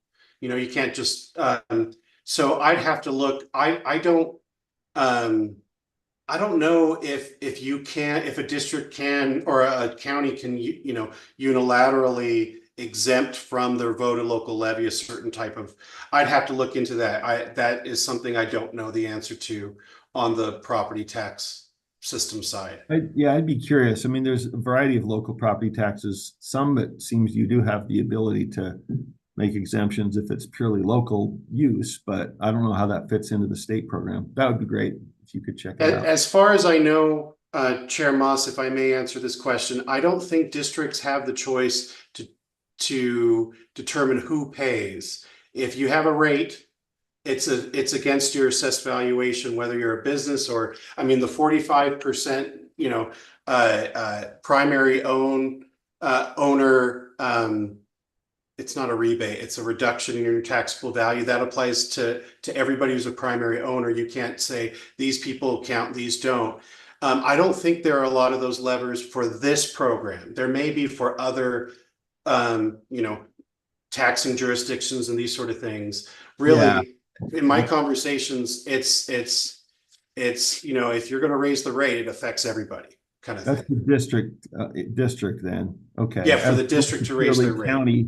A county property tax, I think you can do things for your fixed income folks, at least as I understand. I'm not a tax specialist. And there could be some of those things, and I don't know the variability on that front.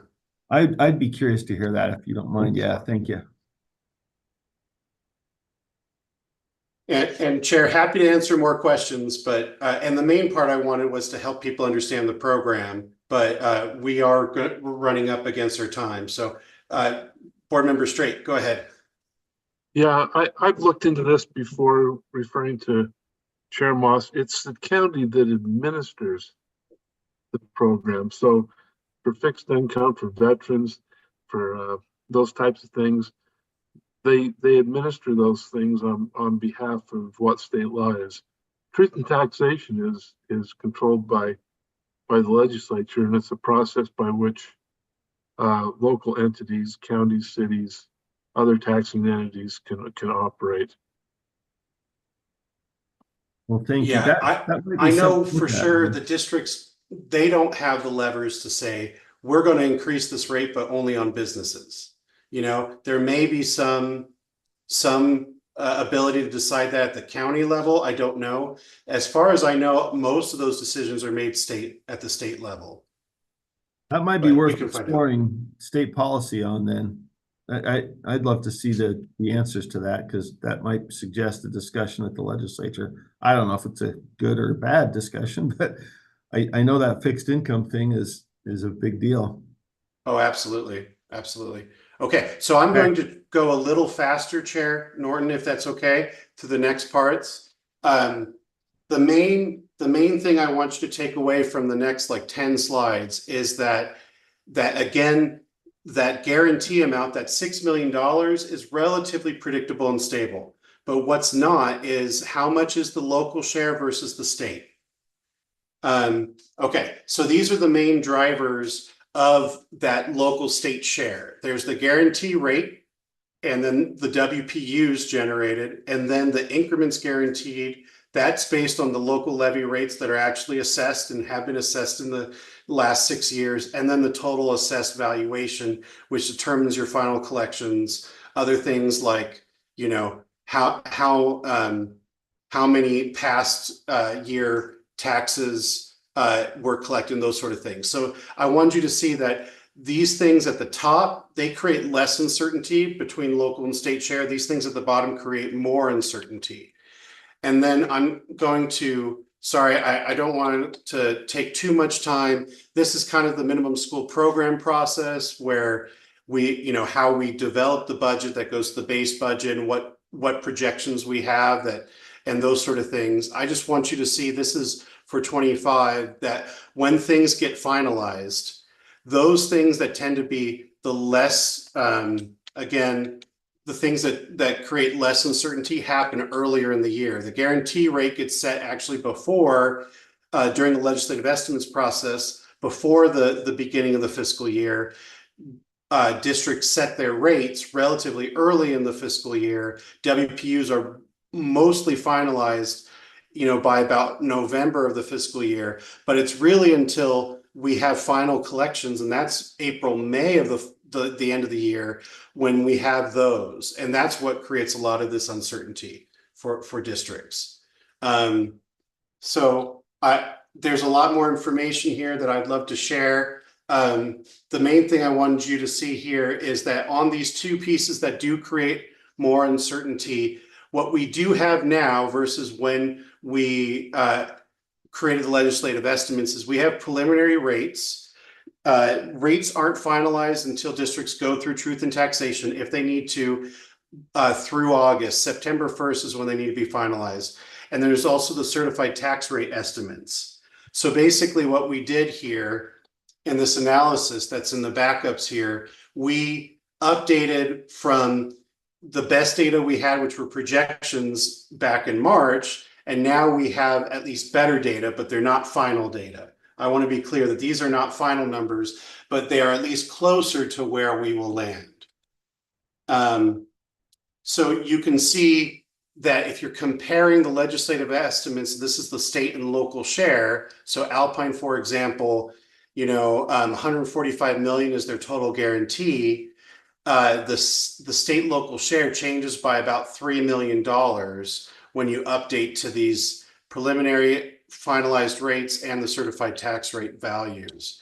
I'm going to quickly go through the example of Morgan here and why this matters. So, you know, after during the summer, the BA from Morgan called and basically said, what the heck happened with my voted and board funding? So up here at the top, you'll see what happened in 24 over here on the right-hand side. Basically until May, their budget was $1.6 million from that state share.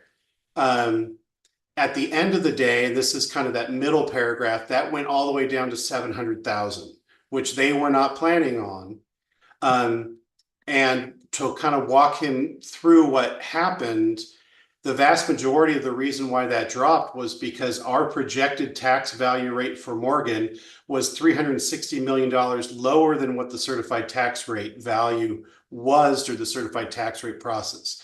Had we updated that, or at least notified them, they would have known that their state share would have gone down from 1.6 million to a projected 900,000, which is a lot closer to the final 700,000. It doesn't get us all the way there, but at least it gets them closer. So we did the same thing this year based on the data that we have, and it looks like we're in the same kind of boat.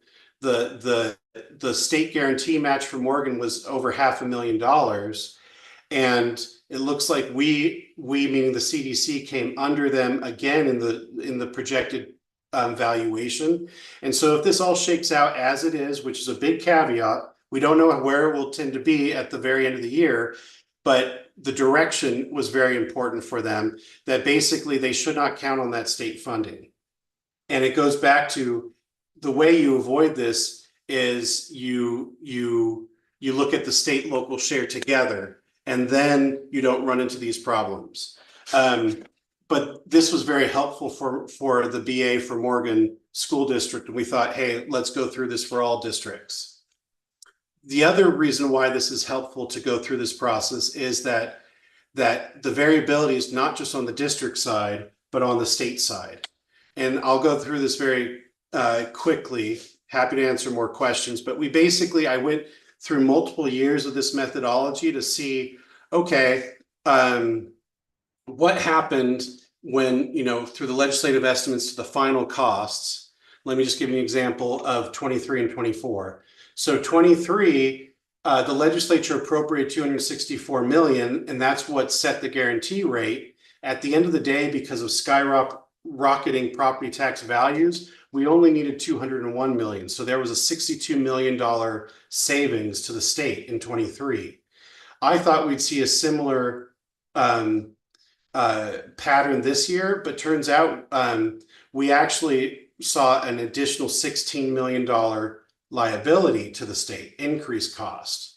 We were able to cover that with balances, but this was important for the state to know, okay, so the question for budgeting going forward was, will 25 look more like 23 or like 24? So going through that same kind of process that we did here, let me see. Yes, so there's a lot of numbers here. I can go through them in more detail, but at the end of the day, basically using this methodology, let me actually just go to this. It looks like we're going to have a savings to the state this year. And I can go through why, and that's mainly because we overestimated very slightly property tax rate value in 24, and we're underestimating in 25, like we did in 22 and 23. Now, comparing this projection methodology to actuals from 20 to 24, the direction of the change was always accurate, but the extent of the change was not. For example, using this methodology would have predicted that we would have seen a savings in 23 of 31 million. We actually saw a savings of 62 million. In 24, using that same methodology, it was a $21 million cost. We only saw a $16 million cost. So the direction of the change is the same, but the accuracy of that number. So that $23 million number, I doubt it's going to be exactly 23 million. Could it be $30 million of savings or $10 million of savings? It could be any of those. But what I think this is helpful for the legislature to see is, oh, okay, we are likely to not see a repeat of 24 when we had additional costs that we weren't planning on. So that's, I know a lot there. Happy to answer more questions. If you have any of these districts, which I know is the vast majority of board members have at least one of these districts, I would recommend that you share what's in the backup. We did this analysis for 24 and 25, similar to what we did for Morgan, and happy to walk any BA. We've also shared this with the BAs, so it shouldn't be news to them, but happy to walk that through with them. Again, we're not changing amounts. There's no actual impacts on this. The final collections and the state local match are what they are, but this was trying to look at more updated data through the process to help them with their budgeting again. That's my presentation. Happy to answer any questions, Chair. Thank you so much. Appreciate that a lot. And I think I'll be watching that several more times in the next month because that was a lot of powerful information. Dale, thank you. Okay, I see we have a hand from Vice Chair Davis.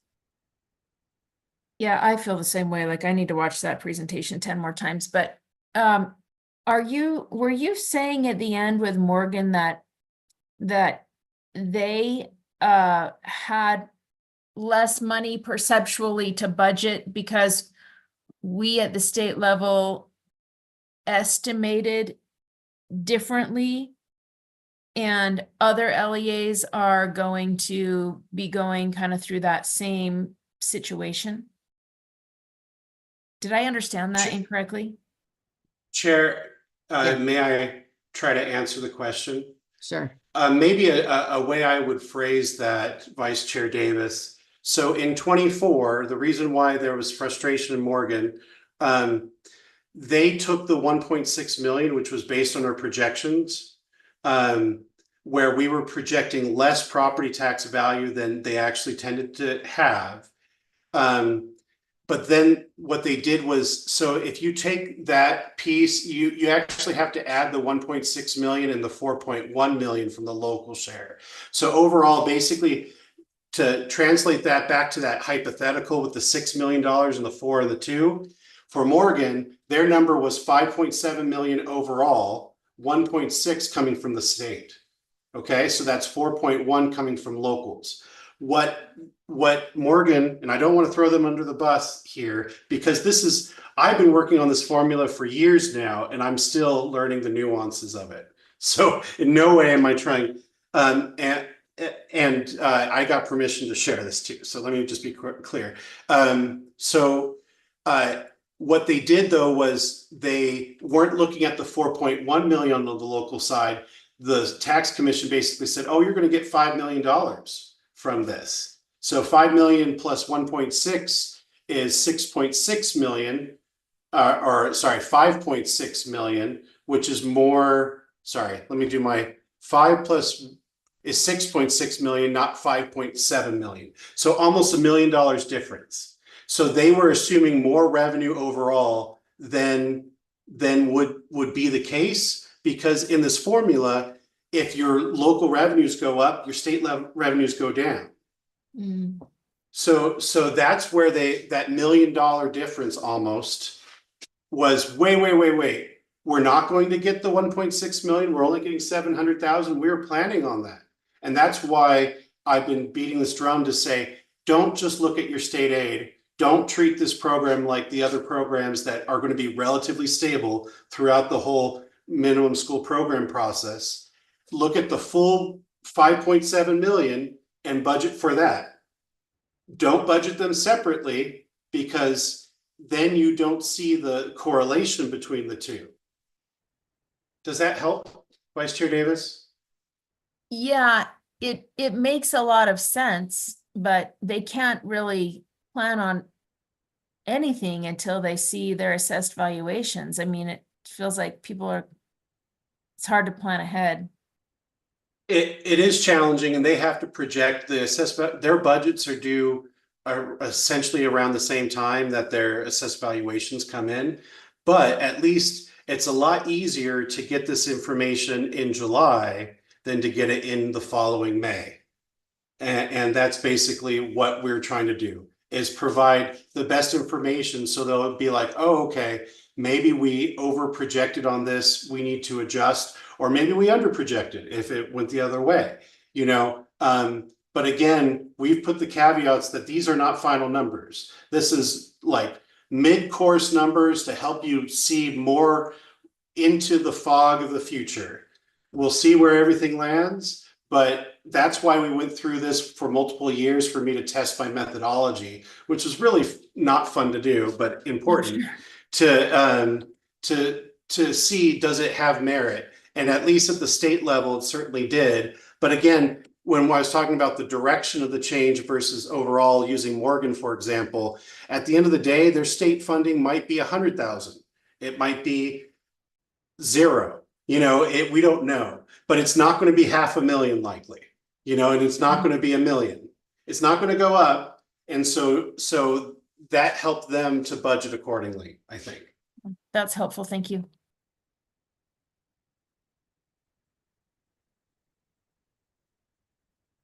Great, thank you so much. We will now progress on to our next information item. This is 3.7. It's the recognition of progress, achievements, or improvements. And I think we have Deputy Superintendent Jones with us now.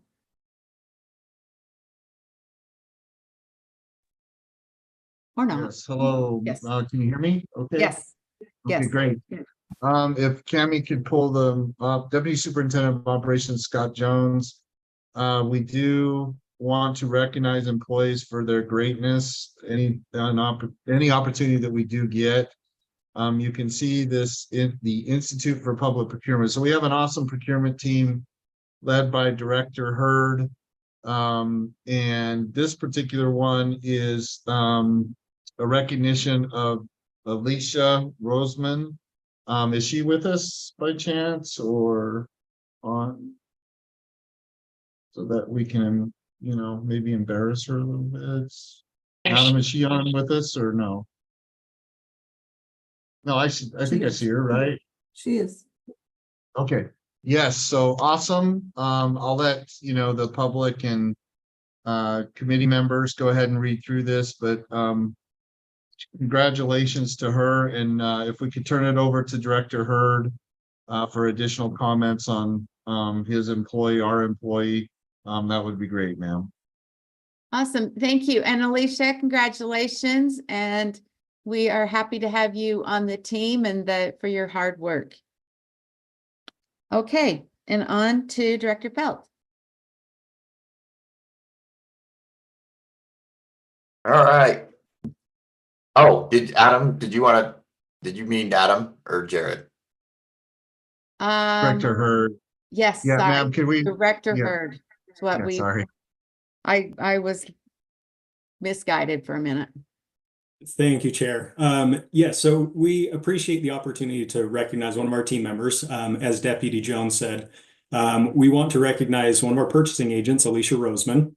So Alicia recently earned the NIGP CPP certification, which is a National Procurement Professional certification that assesses the competencies needed to be a successful leader within the public procurement profession. And it assesses things along the lines of what it needs to be or means to be a successful leader within a public entity, and focuses on skills in leadership, business principles, and procurement strategy. So this certification requires passing a very difficult exam, which I know Alicia spent several months studying for, but in reality, the preparation for it takes years of experience working in the public procurement profession to gain the requisite skills and experience. And in addition to that, she's one of only about 1,500 people across the country to have achieved the NIGP CPP. So we're very proud of Alicia for this accomplishment and for her hard work and dedication to USBE and to the public procurement professional as a whole. So again, we just wanted to recognize her today for this achievement. Director Hurd, thank you for taking that time to explain that more deeply and thoroughly. And Alicia, that's a big, huge lift, and it's going to benefit us and the students of the state of Utah for years. And we are so appreciative that you would take the time and effort to take care of that. That's wonderful. And in a profession that we love our testing and understand what that means. So thanks. All right. Chair Moss. Just wanted to say thanks and just make a note here. I've said this before, but a lot of times in finance, the greatest accomplishments are the headlines that aren't written. And so we don't always get to celebrate RISE testing, but when we don't have findings on audits, when things run smoothly and legally, that means we're doing it right. So thank you for going to the effort to get that extra training and certification. And we got a lot of good folks making sure we do it right here. So just wanted to say thanks. Yeah, that's a great way of saying that. Thank you. All right. I think we are ready then for item 3.7.1.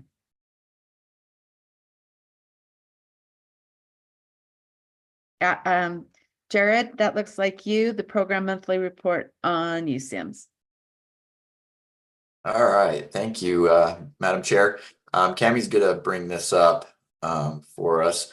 Katrina Brinkley is out of the office on vacation, a much deserved vacation this month. So I'll just get it started, and then the team will be available to run through the presentation, and then please feel free to ask any questions along the way.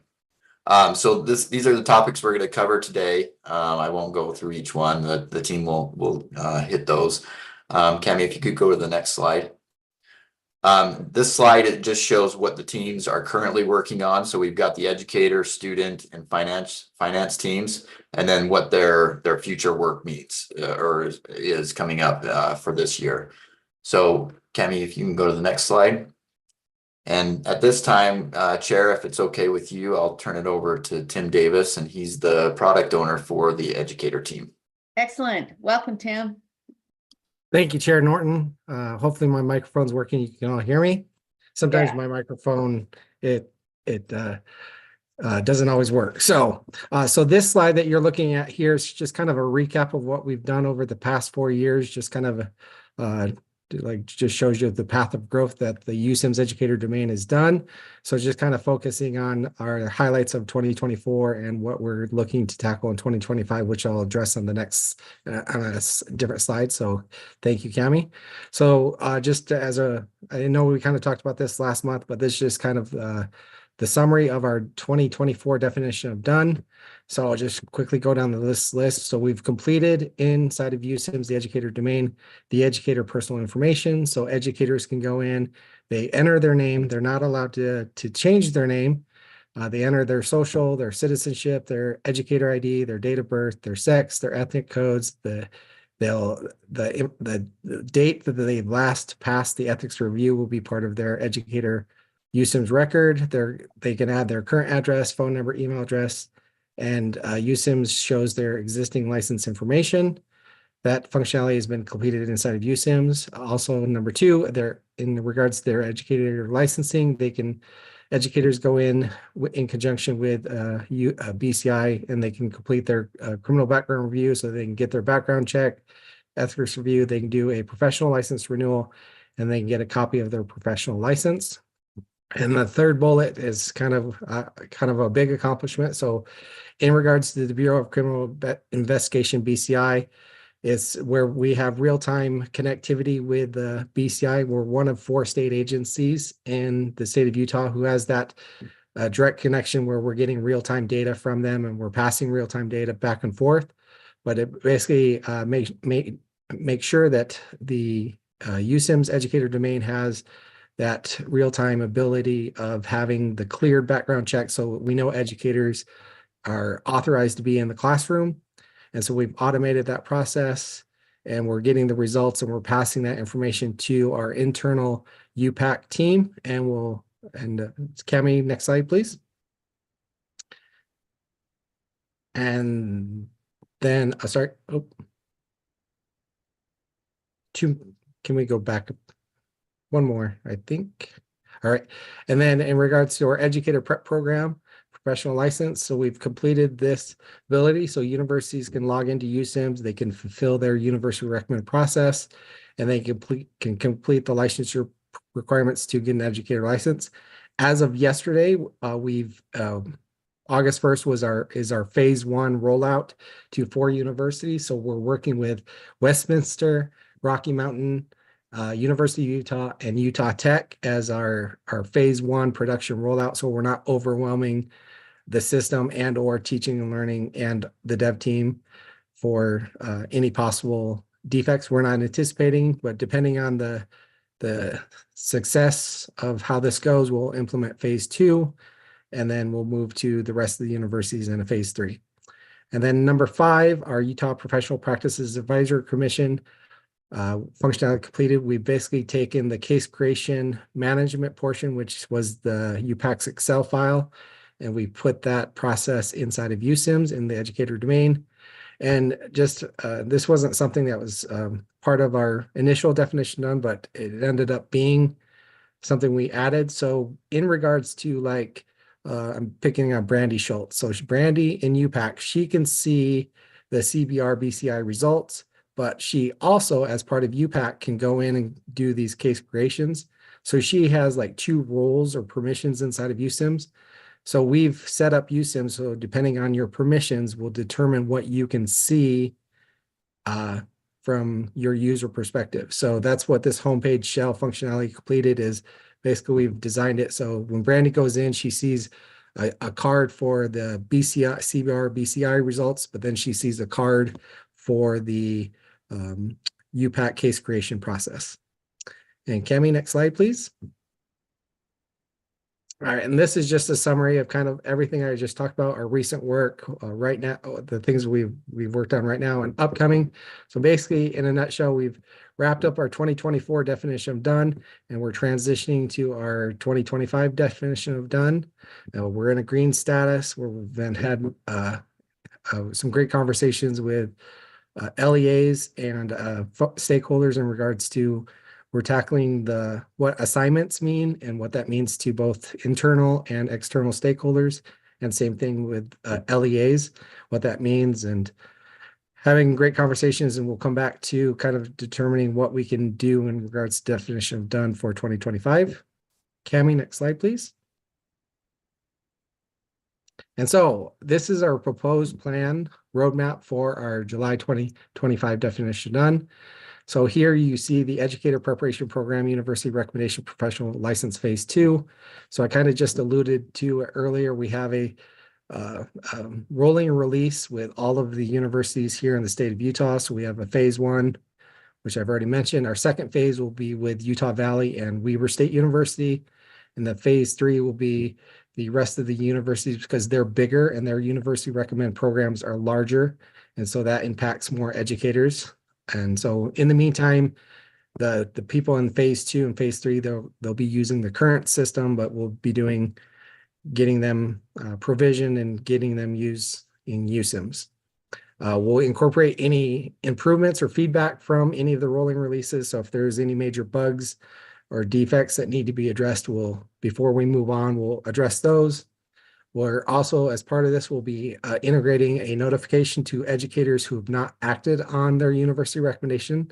So they have a year in order to, once the university has recommended them, they have a year from that date to actually go back into USIMS and accept that recommendation. Otherwise, at that year mark, we're going to go back and say, sorry, educator, you've taken too long. You have to go back to the university. You have to be re-recommended. And then there was a legislative bill this year that changed the Foundation's Reading Cut Score. So we're working already. We've started conversations to basically will be a change inside of the legacy system. We just need to make sure that USIMS is reading that data. So we're passing the correct information. Our Bureau of Criminal Investigation BCI background check Phase 2. So there's an automated wrap back renewal process for educator. This is one of TNL's big issues. They have a dedicated staff member that works on this. And so we're looking to, there's BCI will allow us to automate it. So that will be a time saver for them. We'll also going to be providing certain members of teaching and learning the results that we're providing to Brandy in regards to the CBR BCI information, the background check. So basically the status and the bullet points basically just talks about that data. But then the next thing is for our LEA users, we'll be providing them that if the user is tracked or not tracked in wrapback. And then the last one is we'll be providing notification to the educator that says, hey, your criminal background review has been cleared. And then moving on, we'll be working on consuming our third-party providers. Currently, for those of you who've been around, you're aware of the Utah Educator Network. So that's where an educator can go log in and they can see their license information. So UEN has had discussions with us where they're facing some security issues with the framework that software is developed on. And so they want us to take that over so they don't have to worry about supporting it since they're out of compliance in some of the security features that they're needing. So we've had conversations about what the data that we need to provide to the educators inside of the USIMS educator domain, and we'll be working on that. And then as I mentioned earlier, so we're talking about taking over assignments for LEAs inside of USIM. So we've had conversation in regards to what assignments means, how it's reported, how it impacts funding. And basically it's providing the LEAs the ability to see the educators who are qualified to teach basically whatever positions they may have openings for. So it's providing that information to the LEAs so they don't have to kind of fumble through trying to find that information through the legacy system, but then providing them an avenue to be able to enter that data either manually or ideally, the ideal state is providing a USIMS API where their SIS will be able to communicate to USIMS and they can just send that data over to us. And then same thing with LEA management is allowing the districts to notify us, USB, TNL through USIMS whenever an LEA is open, closed, and managing those details. Next slide, please. And then as far as the next bullet point, so this is in regards to the data we currently have inside of USIMS. We want to be able to report that data back to teaching and learning. And so we've hired a data engineer that you're going to be starting on August 19th. They primarily will be helping us with this. And so we're basically providing the data, the foundation for data reporting and analysts for teaching and learning. And that's through the educator license process for data reconciliation. This will also help in regards to our university recommends and our CBR BCI data as well. And then next on the list is continuing our Utah Professional Practices Advisory Commission. We're looking at integrating the UPAC referral and the board hearing details. You don't see that on the slide. Sorry, it needs to just be updated. And then we also have on the list of integrating our ineligible educator management. So currently through USIMS, educators go in and there's a question to ask if they're under investigation. And we want to be able to allow UPAC the ability to correct the answer on that question and to be able to management. Same thing with our ethics review. The questions for the ethics review is UPAC is the primary owner of those questions, and we just want to provide an avenue for them to, if the questions change, they can update those questions as needed. They don't need a developer or someone of that nature to do that for them. And the next bullet is part of this past legislative session. For educators who have an active assignment for the past 5 years, they do not need to fill out the renewal hours requirement, nor do they need to do the renewal hours form. So we have a story created for that.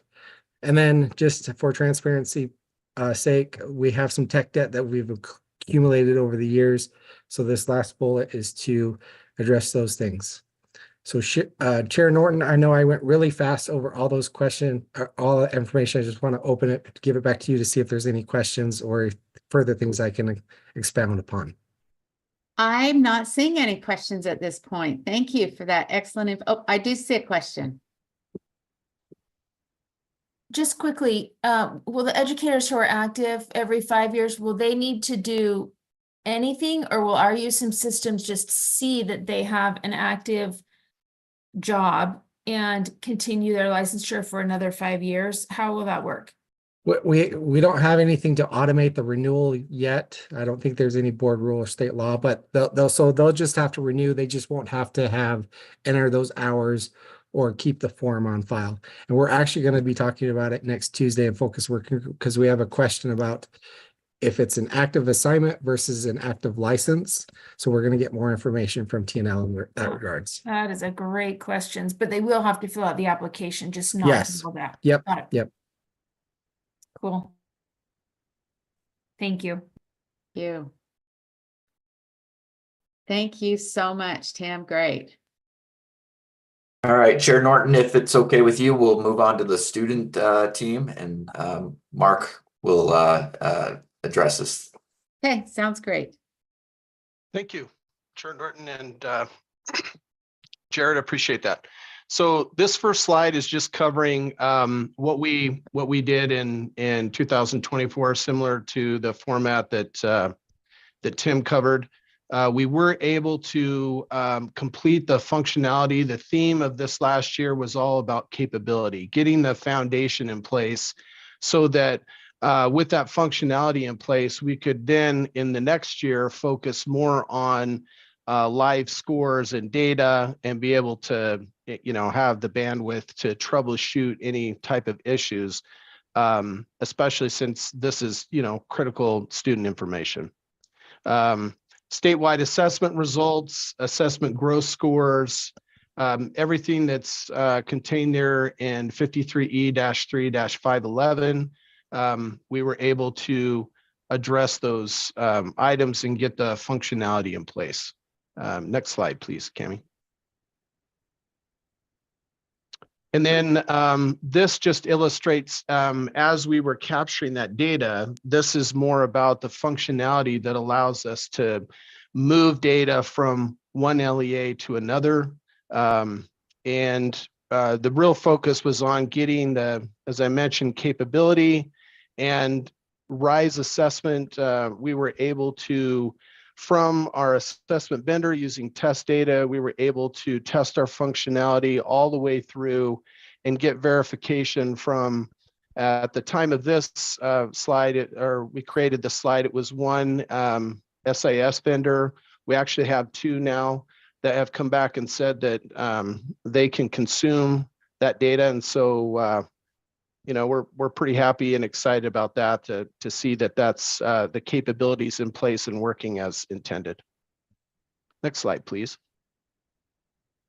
And this just, I'll cover this fairly quickly. This is more just an update on some of our current wins. We were able to get, in addition to what I just explained, we were also able to, get the functionality in place for the other assessments, Utah Aspire Plus, Acadience third grade, and ACT. And now we're really focused on just finalizing definition of done for this upcoming year.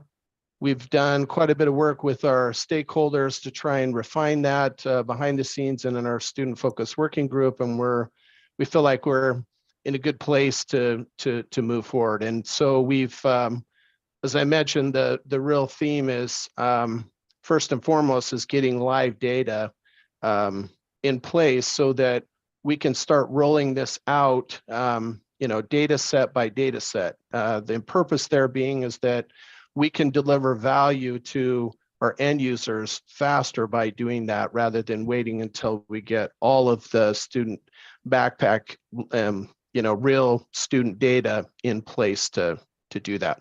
And it also gives us some room to be able to tease out any type of bugs or issues that we may find along the way and allows us to focus as a team.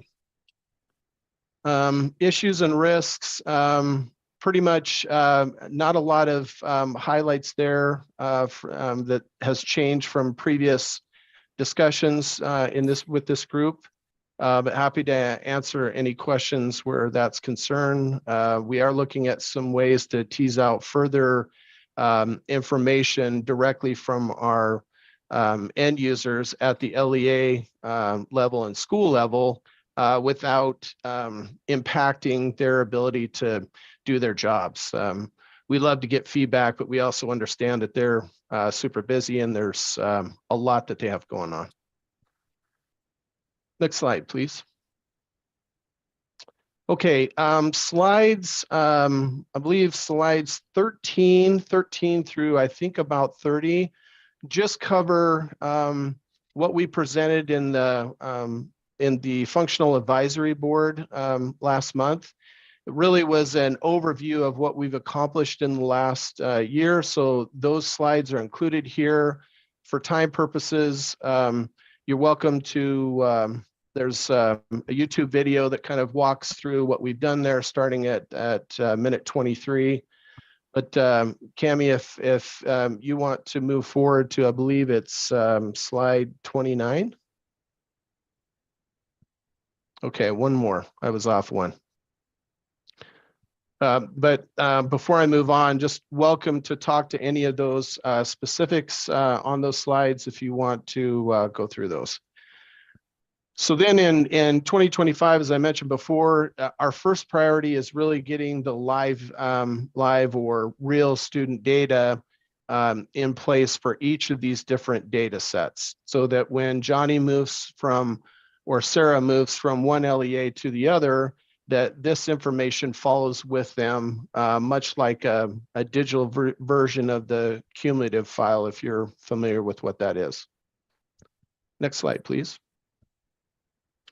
In addition to that, we are also preparing, or as we have capacity, we want to expand on the student backpack data that we're sharing, because we've gotten a lot of feedback through this process from our stakeholders. There's been a strong push or ask for WIDA screener scores, so that when, if Johnny is an English language learner and he's coming into the new LEA, it allows those LEAs and the schools themselves to be able to see where they're at and get them placed in the appropriate class as they're transitioning from, one LEA to another. The school's new, they want to be able, or the school is new to the student, and so they want to be able to assess that fairly quickly until they can, they have the opportunity to do further testing. SCRAM and IEP, you've heard me mention IEPs before, individual education plans for special education students. What we determined as we were talking to our stakeholders, we wanted to find, that getting the IEPs transferred from one LEA to another technically could be fairly complex. And so while we're looking at that, we wanted to kind of get the low-hanging fruit. And so we identified specific indicators that would add value that we could do fairly quickly while we're working and moving towards sharing that full IEP across LEAs. Then we also identified that if we're building that functionality, that 504 plans and accommodations should set the foundation for that, so we could do that. And we're also looking to, depending on how URDC moves forward with an API that they're creating for sharing health and allergy and immunization data, that we will look to include that as well, and just look at select information that we only need. Other things that we're looking at, depending on how the priority kind of shakes out here, looking at potentially bringing early warning system functionality, or building that as well. But that's yet to be decided, and those discussions are continuing to happen. The other thing I'll mention is that we're also working to ensure that as we're capturing this data, we're also documenting the use cases for how this data is being used. So we want to ensure that we're very clear about, these data sets and how the LEAs are using those according to the background that we're getting and the push for why that data is needed. It helps us to prioritize, but it also helps us to understand, okay, how is this data being used, and inform us on how long we need to retain that data and such as we go forward in USIMS. Okay, next slide, please. And this just shows additional functionality that we're looking to expand. I think I covered most of this. E-transcripts is something that we had on a roadmap. We didn't have the capacity to address that, so that's there in number 4, just to ensure that we continue to look at that, and if we have extra capacity once we've been able to get the backpack data there and the ability to share that we can start looking at e-transcripts as well.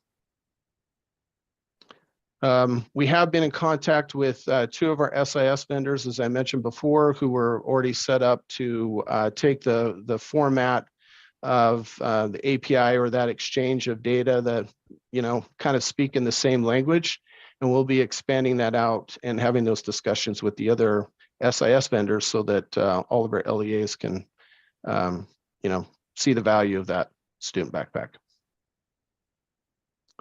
And with that, Chairman Norton, I don't know if there's if anyone has any questions.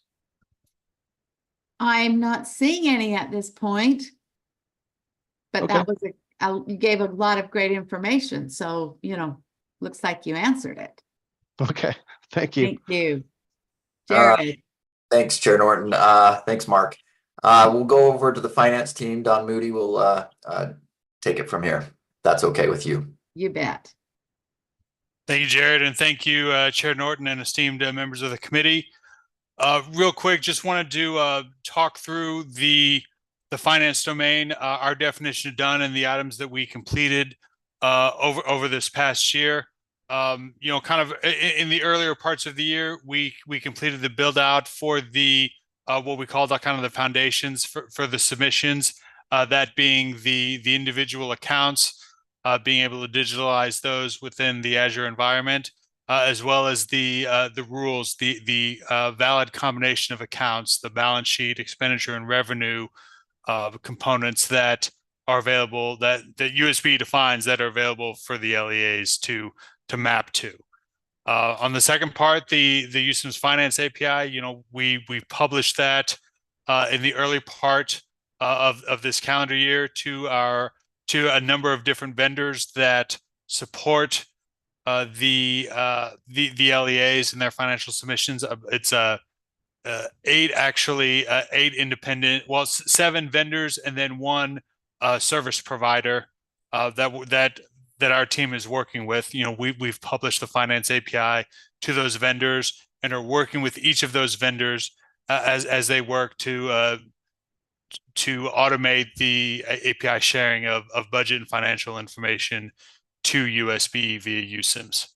And then like we're just kind of continuing to, you know, as we get that information, continuing to kind of build on the capacity and the functionality that we have within the within USIMS. Next slide, please.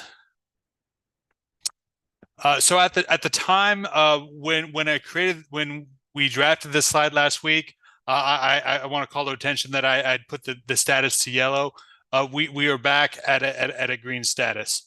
The reason why I had put the status at yellow is that we had just been made aware by one of the vendors about some issues in connecting to our documentation and our Swagger page, and we weren't quite at that time. We're not quite sure of the extent of those potential issues. We discovered afterwards that was only a limited issue, that it really only affected 1 or 2 of the vendors, not all 7 vendors. But at the end of last week, we actually confirmed with the affected vendors that that the documentation and the functionality of our Swagger page was available and working as expected. So again, at the time, like the status when I created the slide, it was yellow. We are back to a green status. And as I said, we're continuing to work with those different external vendors as they work to automate how they send financial information to USB. We actually confirmed this week that a second vendor was able to send information to USIMS. So that was positive news on that. In addition, we've also mentioned here, and I think within the PMR, there's a couple slides with like screenshots of the account and account combinations. We have in our focus working group this past Wednesday, we published that information. We provided instructions to members, you know, both within USB and different BAs at the LEAs for how to create an account within USIMS and be able to use the account and account combination search functionality. We've demoed that at a couple of different times with the focus working group, but we've just this week kind of made it available to the to the larger audience. Before leading up to that kickoff this week, we coordinated with the USB finance team to confirm that, hey, the functionality in place was working as expected. And now we're kind of, going in and we're live with that search functionality and just looking to, as we have, a decent sized backlog of different things, but want to check with the end users on kind of the priority for different fixes. And that will help us to prioritize our work going forward over the next several months. Next slide, please. So the next couple slides just kind of talk through the the workings of, in particular with indirect cost. We are actually, in working with the USB finance team, we are actually via USIMS, we are changing how those calculations are being done and providing the finance team more flexibility in how they configure individual expenditures into kind of which of the cost categories that those expenditures fall into. There's 4 different buckets that they fall into, and there's like federal calculation of kind of depending on the type of expenditure, how that works out. So this is just kind of a quick walkthrough of how our team has demoed the calculations and talked through it with the finance team. And as we are able to, we have sample data that we've used on these calculations. And as we get, during our pilot phase, as we get actual information from the LEAs, we'll continue to confirm that those calculations work as expected. Next slide, please. And again, as I mentioned earlier, the account and account combination searches, we publish to the end users kind of how they can access USIMS and use this functionality. So I don't want to spend a whole lot of time on that, but again, that functionality is live and available to end users. Next slide. And again, real quick, this is just a screenshot of the finance API. This is we use it sometimes just to kind of show the functionality that we've provided, but this is a developer-based tool, and it it doesn't show here in the screenshot, but there's a lot of documentation that external developers use to connect to USIMS, and this is also a tool that can be used to test individual records and test that the functionality works as expected. So again, like this is something that is available to the different vendors used by LEAs, and we've got two of those groups that have been able to post information to USIMS, and we have other vendors that are actively working to do the same thing. Next slide, please. And then real quick here, this is just our proposed definition of done here for this for this fiscal year. With the finance API and kind of coordination with the EdFi Alliance, which is kind of the not-for-profit and national standards of which USIMS is based off of, we are working with with each vendor. They've identified one pilot LEA that they are working to, that they will be sending information via the API to USIMS this year. So again, we'll kind of do the pilot in calendar year 2024 this year. Then next year, work and do parallel submissions, so using the existing platform as well as USIMS. And then once we confirm that everything's working we'll be able to sunset the existing platform and just use the APIs for submitting that information going forward.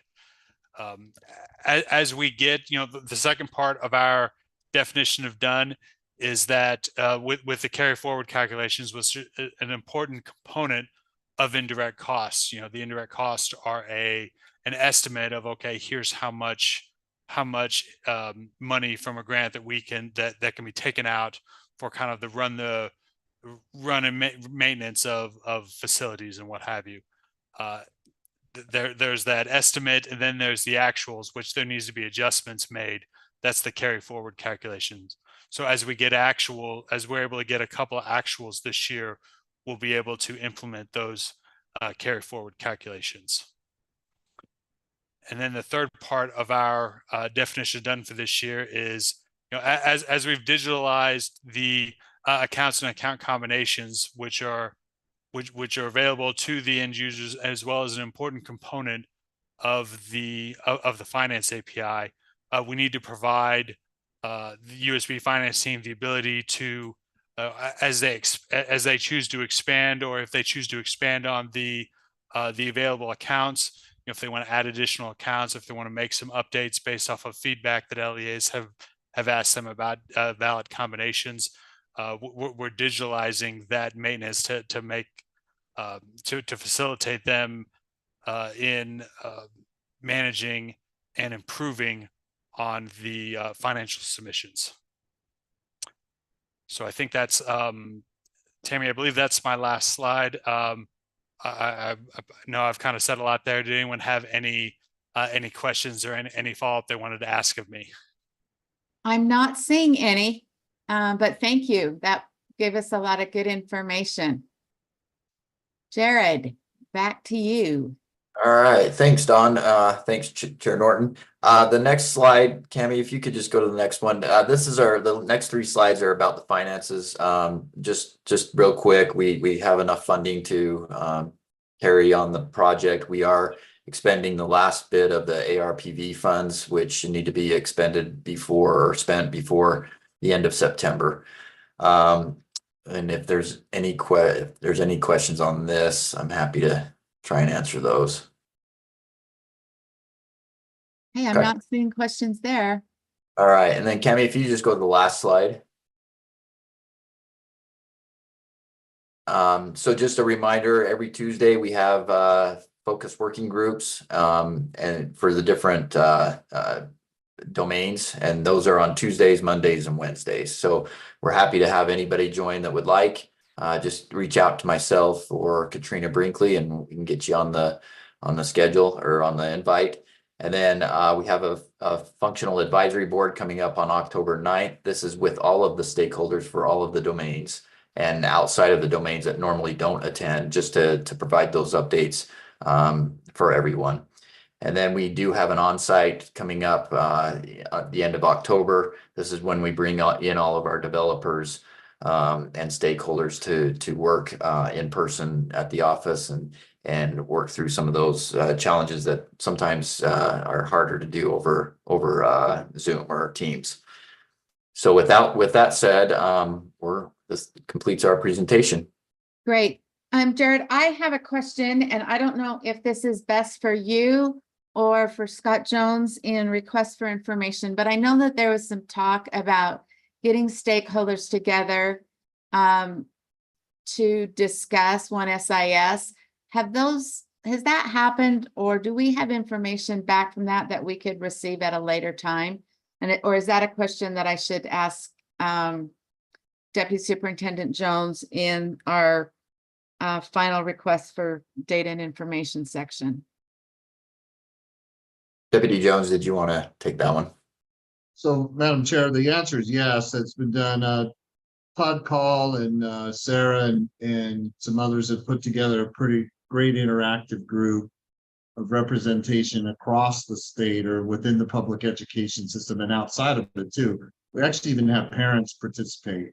So yeah. that occurred about, gosh, I want to say maybe 2 weeks ago, Jared, or something. I can't remember now, but it was really great. I mean, we got a lot of input. So we'll share that information in the future and the input that we did receive. But it goes along the lines too, I think, of what Vice Chair Davis was talking about as well when she made her motion back in the main board meeting, is to ensure that we got that, interactive participation by all sorts of, I mean, we had business administrators, we had HR directors, we had parents, we had superintendents, we had charter school directors, and I'm probably missing some of the other groups, but we broke out into breakout sessions and got their input. And I mean, I think there's my personal measurement of the results of that is that pretty much all the groups are open to it, right? There's still some concern and those types of things too, but over time, I think we can address those. But anyway, that's Okay. for later. Okay, Yeah, very good. Yes, ma'am. Thank you. All right, so it looks like we will now, we have on your agenda, the 0.2 item, which is a PMR on Utah grants. They do not do a deep dive every month, but they do have a summary provided, committee members, in your backup, so you can check there to look about the Utah grants program.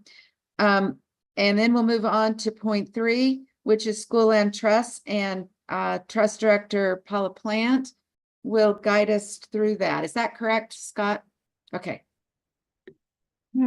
Yes, thank you. Cami, if you'll pull up the document in the backup, I think that this is pretty simple. It's pretty straightforward. I'm just really grateful to my team and the work that has happened over the past year to make sure that we are getting the funding out to the schools and out to students. As Chair Norton talked about earlier, you know, we talk about programs, but it's really about kids and them being able to be successful. This is a report in the distribution that went out in July, and it's the first distribution. We do monthly distributions until all of the funding is out. In addition to what you're seeing here, we now have just 2 charter schools that have not received funding, and they're new schools, so they will not be able to receive funding until school starts and they assemble a committee, right? So that's the first step. And those schools are aware, and they're and we feel confident that they will get their plans in really quickly. And then we have 3 district schools remaining after the August distribution. They've not received their funding. They still have 8 more days, and we're still working with them. And we had communication with one of them yesterday to try and make sure that we have what we the requirements met so they can receive their funding. So this is the first year where after the August distribution, we've had just 5 schools that haven't received their funding. So really grateful to the districts and to the charter schools, to everyone who has worked with us to get the funding out in a timely manner. That's all I have, unless you have questions.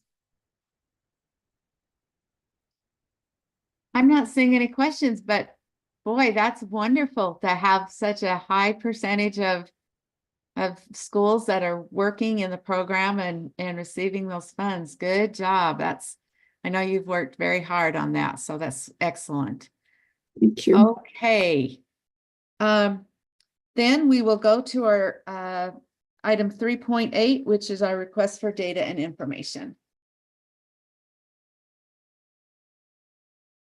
So there's been questions in the past or requests for data and information on the indirect cost pool. If Cami can pull up the most recent interaction we had with the feds on the negotiations with them. During this time of year, all the states are submitting their indirect cost rate proposals to the federal government. So I anticipate that this extension, we did not request the extension. So if you'll scroll down a little bit further, you can see that they reached out to us. And what the so what of this is that with the extension, that means that we are utilizing the same rates for the indirect cost pool. And, Deborah can correct me if I'm wrong, but charges, if you will, until they come to terms with our request and give us the percentages of the direct and the indirect charges. So we wanted to make sure that the public and that you as the committee members and our board members are aware of the fact that it does take quite a while to negotiate this. Why this is important it relates also to the SESB sections move out of the building, which is progressing. Looks like they might actually end up being in a DHHS building out in Taylorsville. So that would have second and third level effects potentially. I mean, it remains to be seen after we, work through things with the SCSB on the indirect cost rate charges that we do. So we just want to make sure that we were honoring any changes to the indirect cost pool and keeping finance committee members aware of those changes or situations which we obviously don't have our rates yet because of this extension. So subject to any questions or concerns, I believe that's the only item we were tracking as a data and information request, and we're open to other requests at this time, Madam Chair. Thank you. I am not seeing any additional hands with request for information or data, which brings us to the end of our agenda. So let's check back with you, Scott, and with Cammie to see if there's anything else that either of you need from us. No, I don't have anything, just other than, forward looking into next month's finance committee. That's where we start the year-end close processes, with a lot of action items. So the agenda is going to be a lot more action oriented. This is typical of this time of year where we try to provide as much information as we can on topics such as the voted and board this year, those types of things. But things are definitely going to pick up as far as action items, especially in light of year-end close. So, but thank you. Unless Cammie, do you need any clarity on anything for motions or anything? I've got it. Thank you so much. Okay. All right. Thank you, Madam Chair. Great. Thank you. All right. Do we have a motion to dismiss? So moved. So moved. Thank you all. Looks like 1 o'clock is our time for our next meeting. So enjoy your lunch hour. Okay. Thanks, Chair. Thank you all.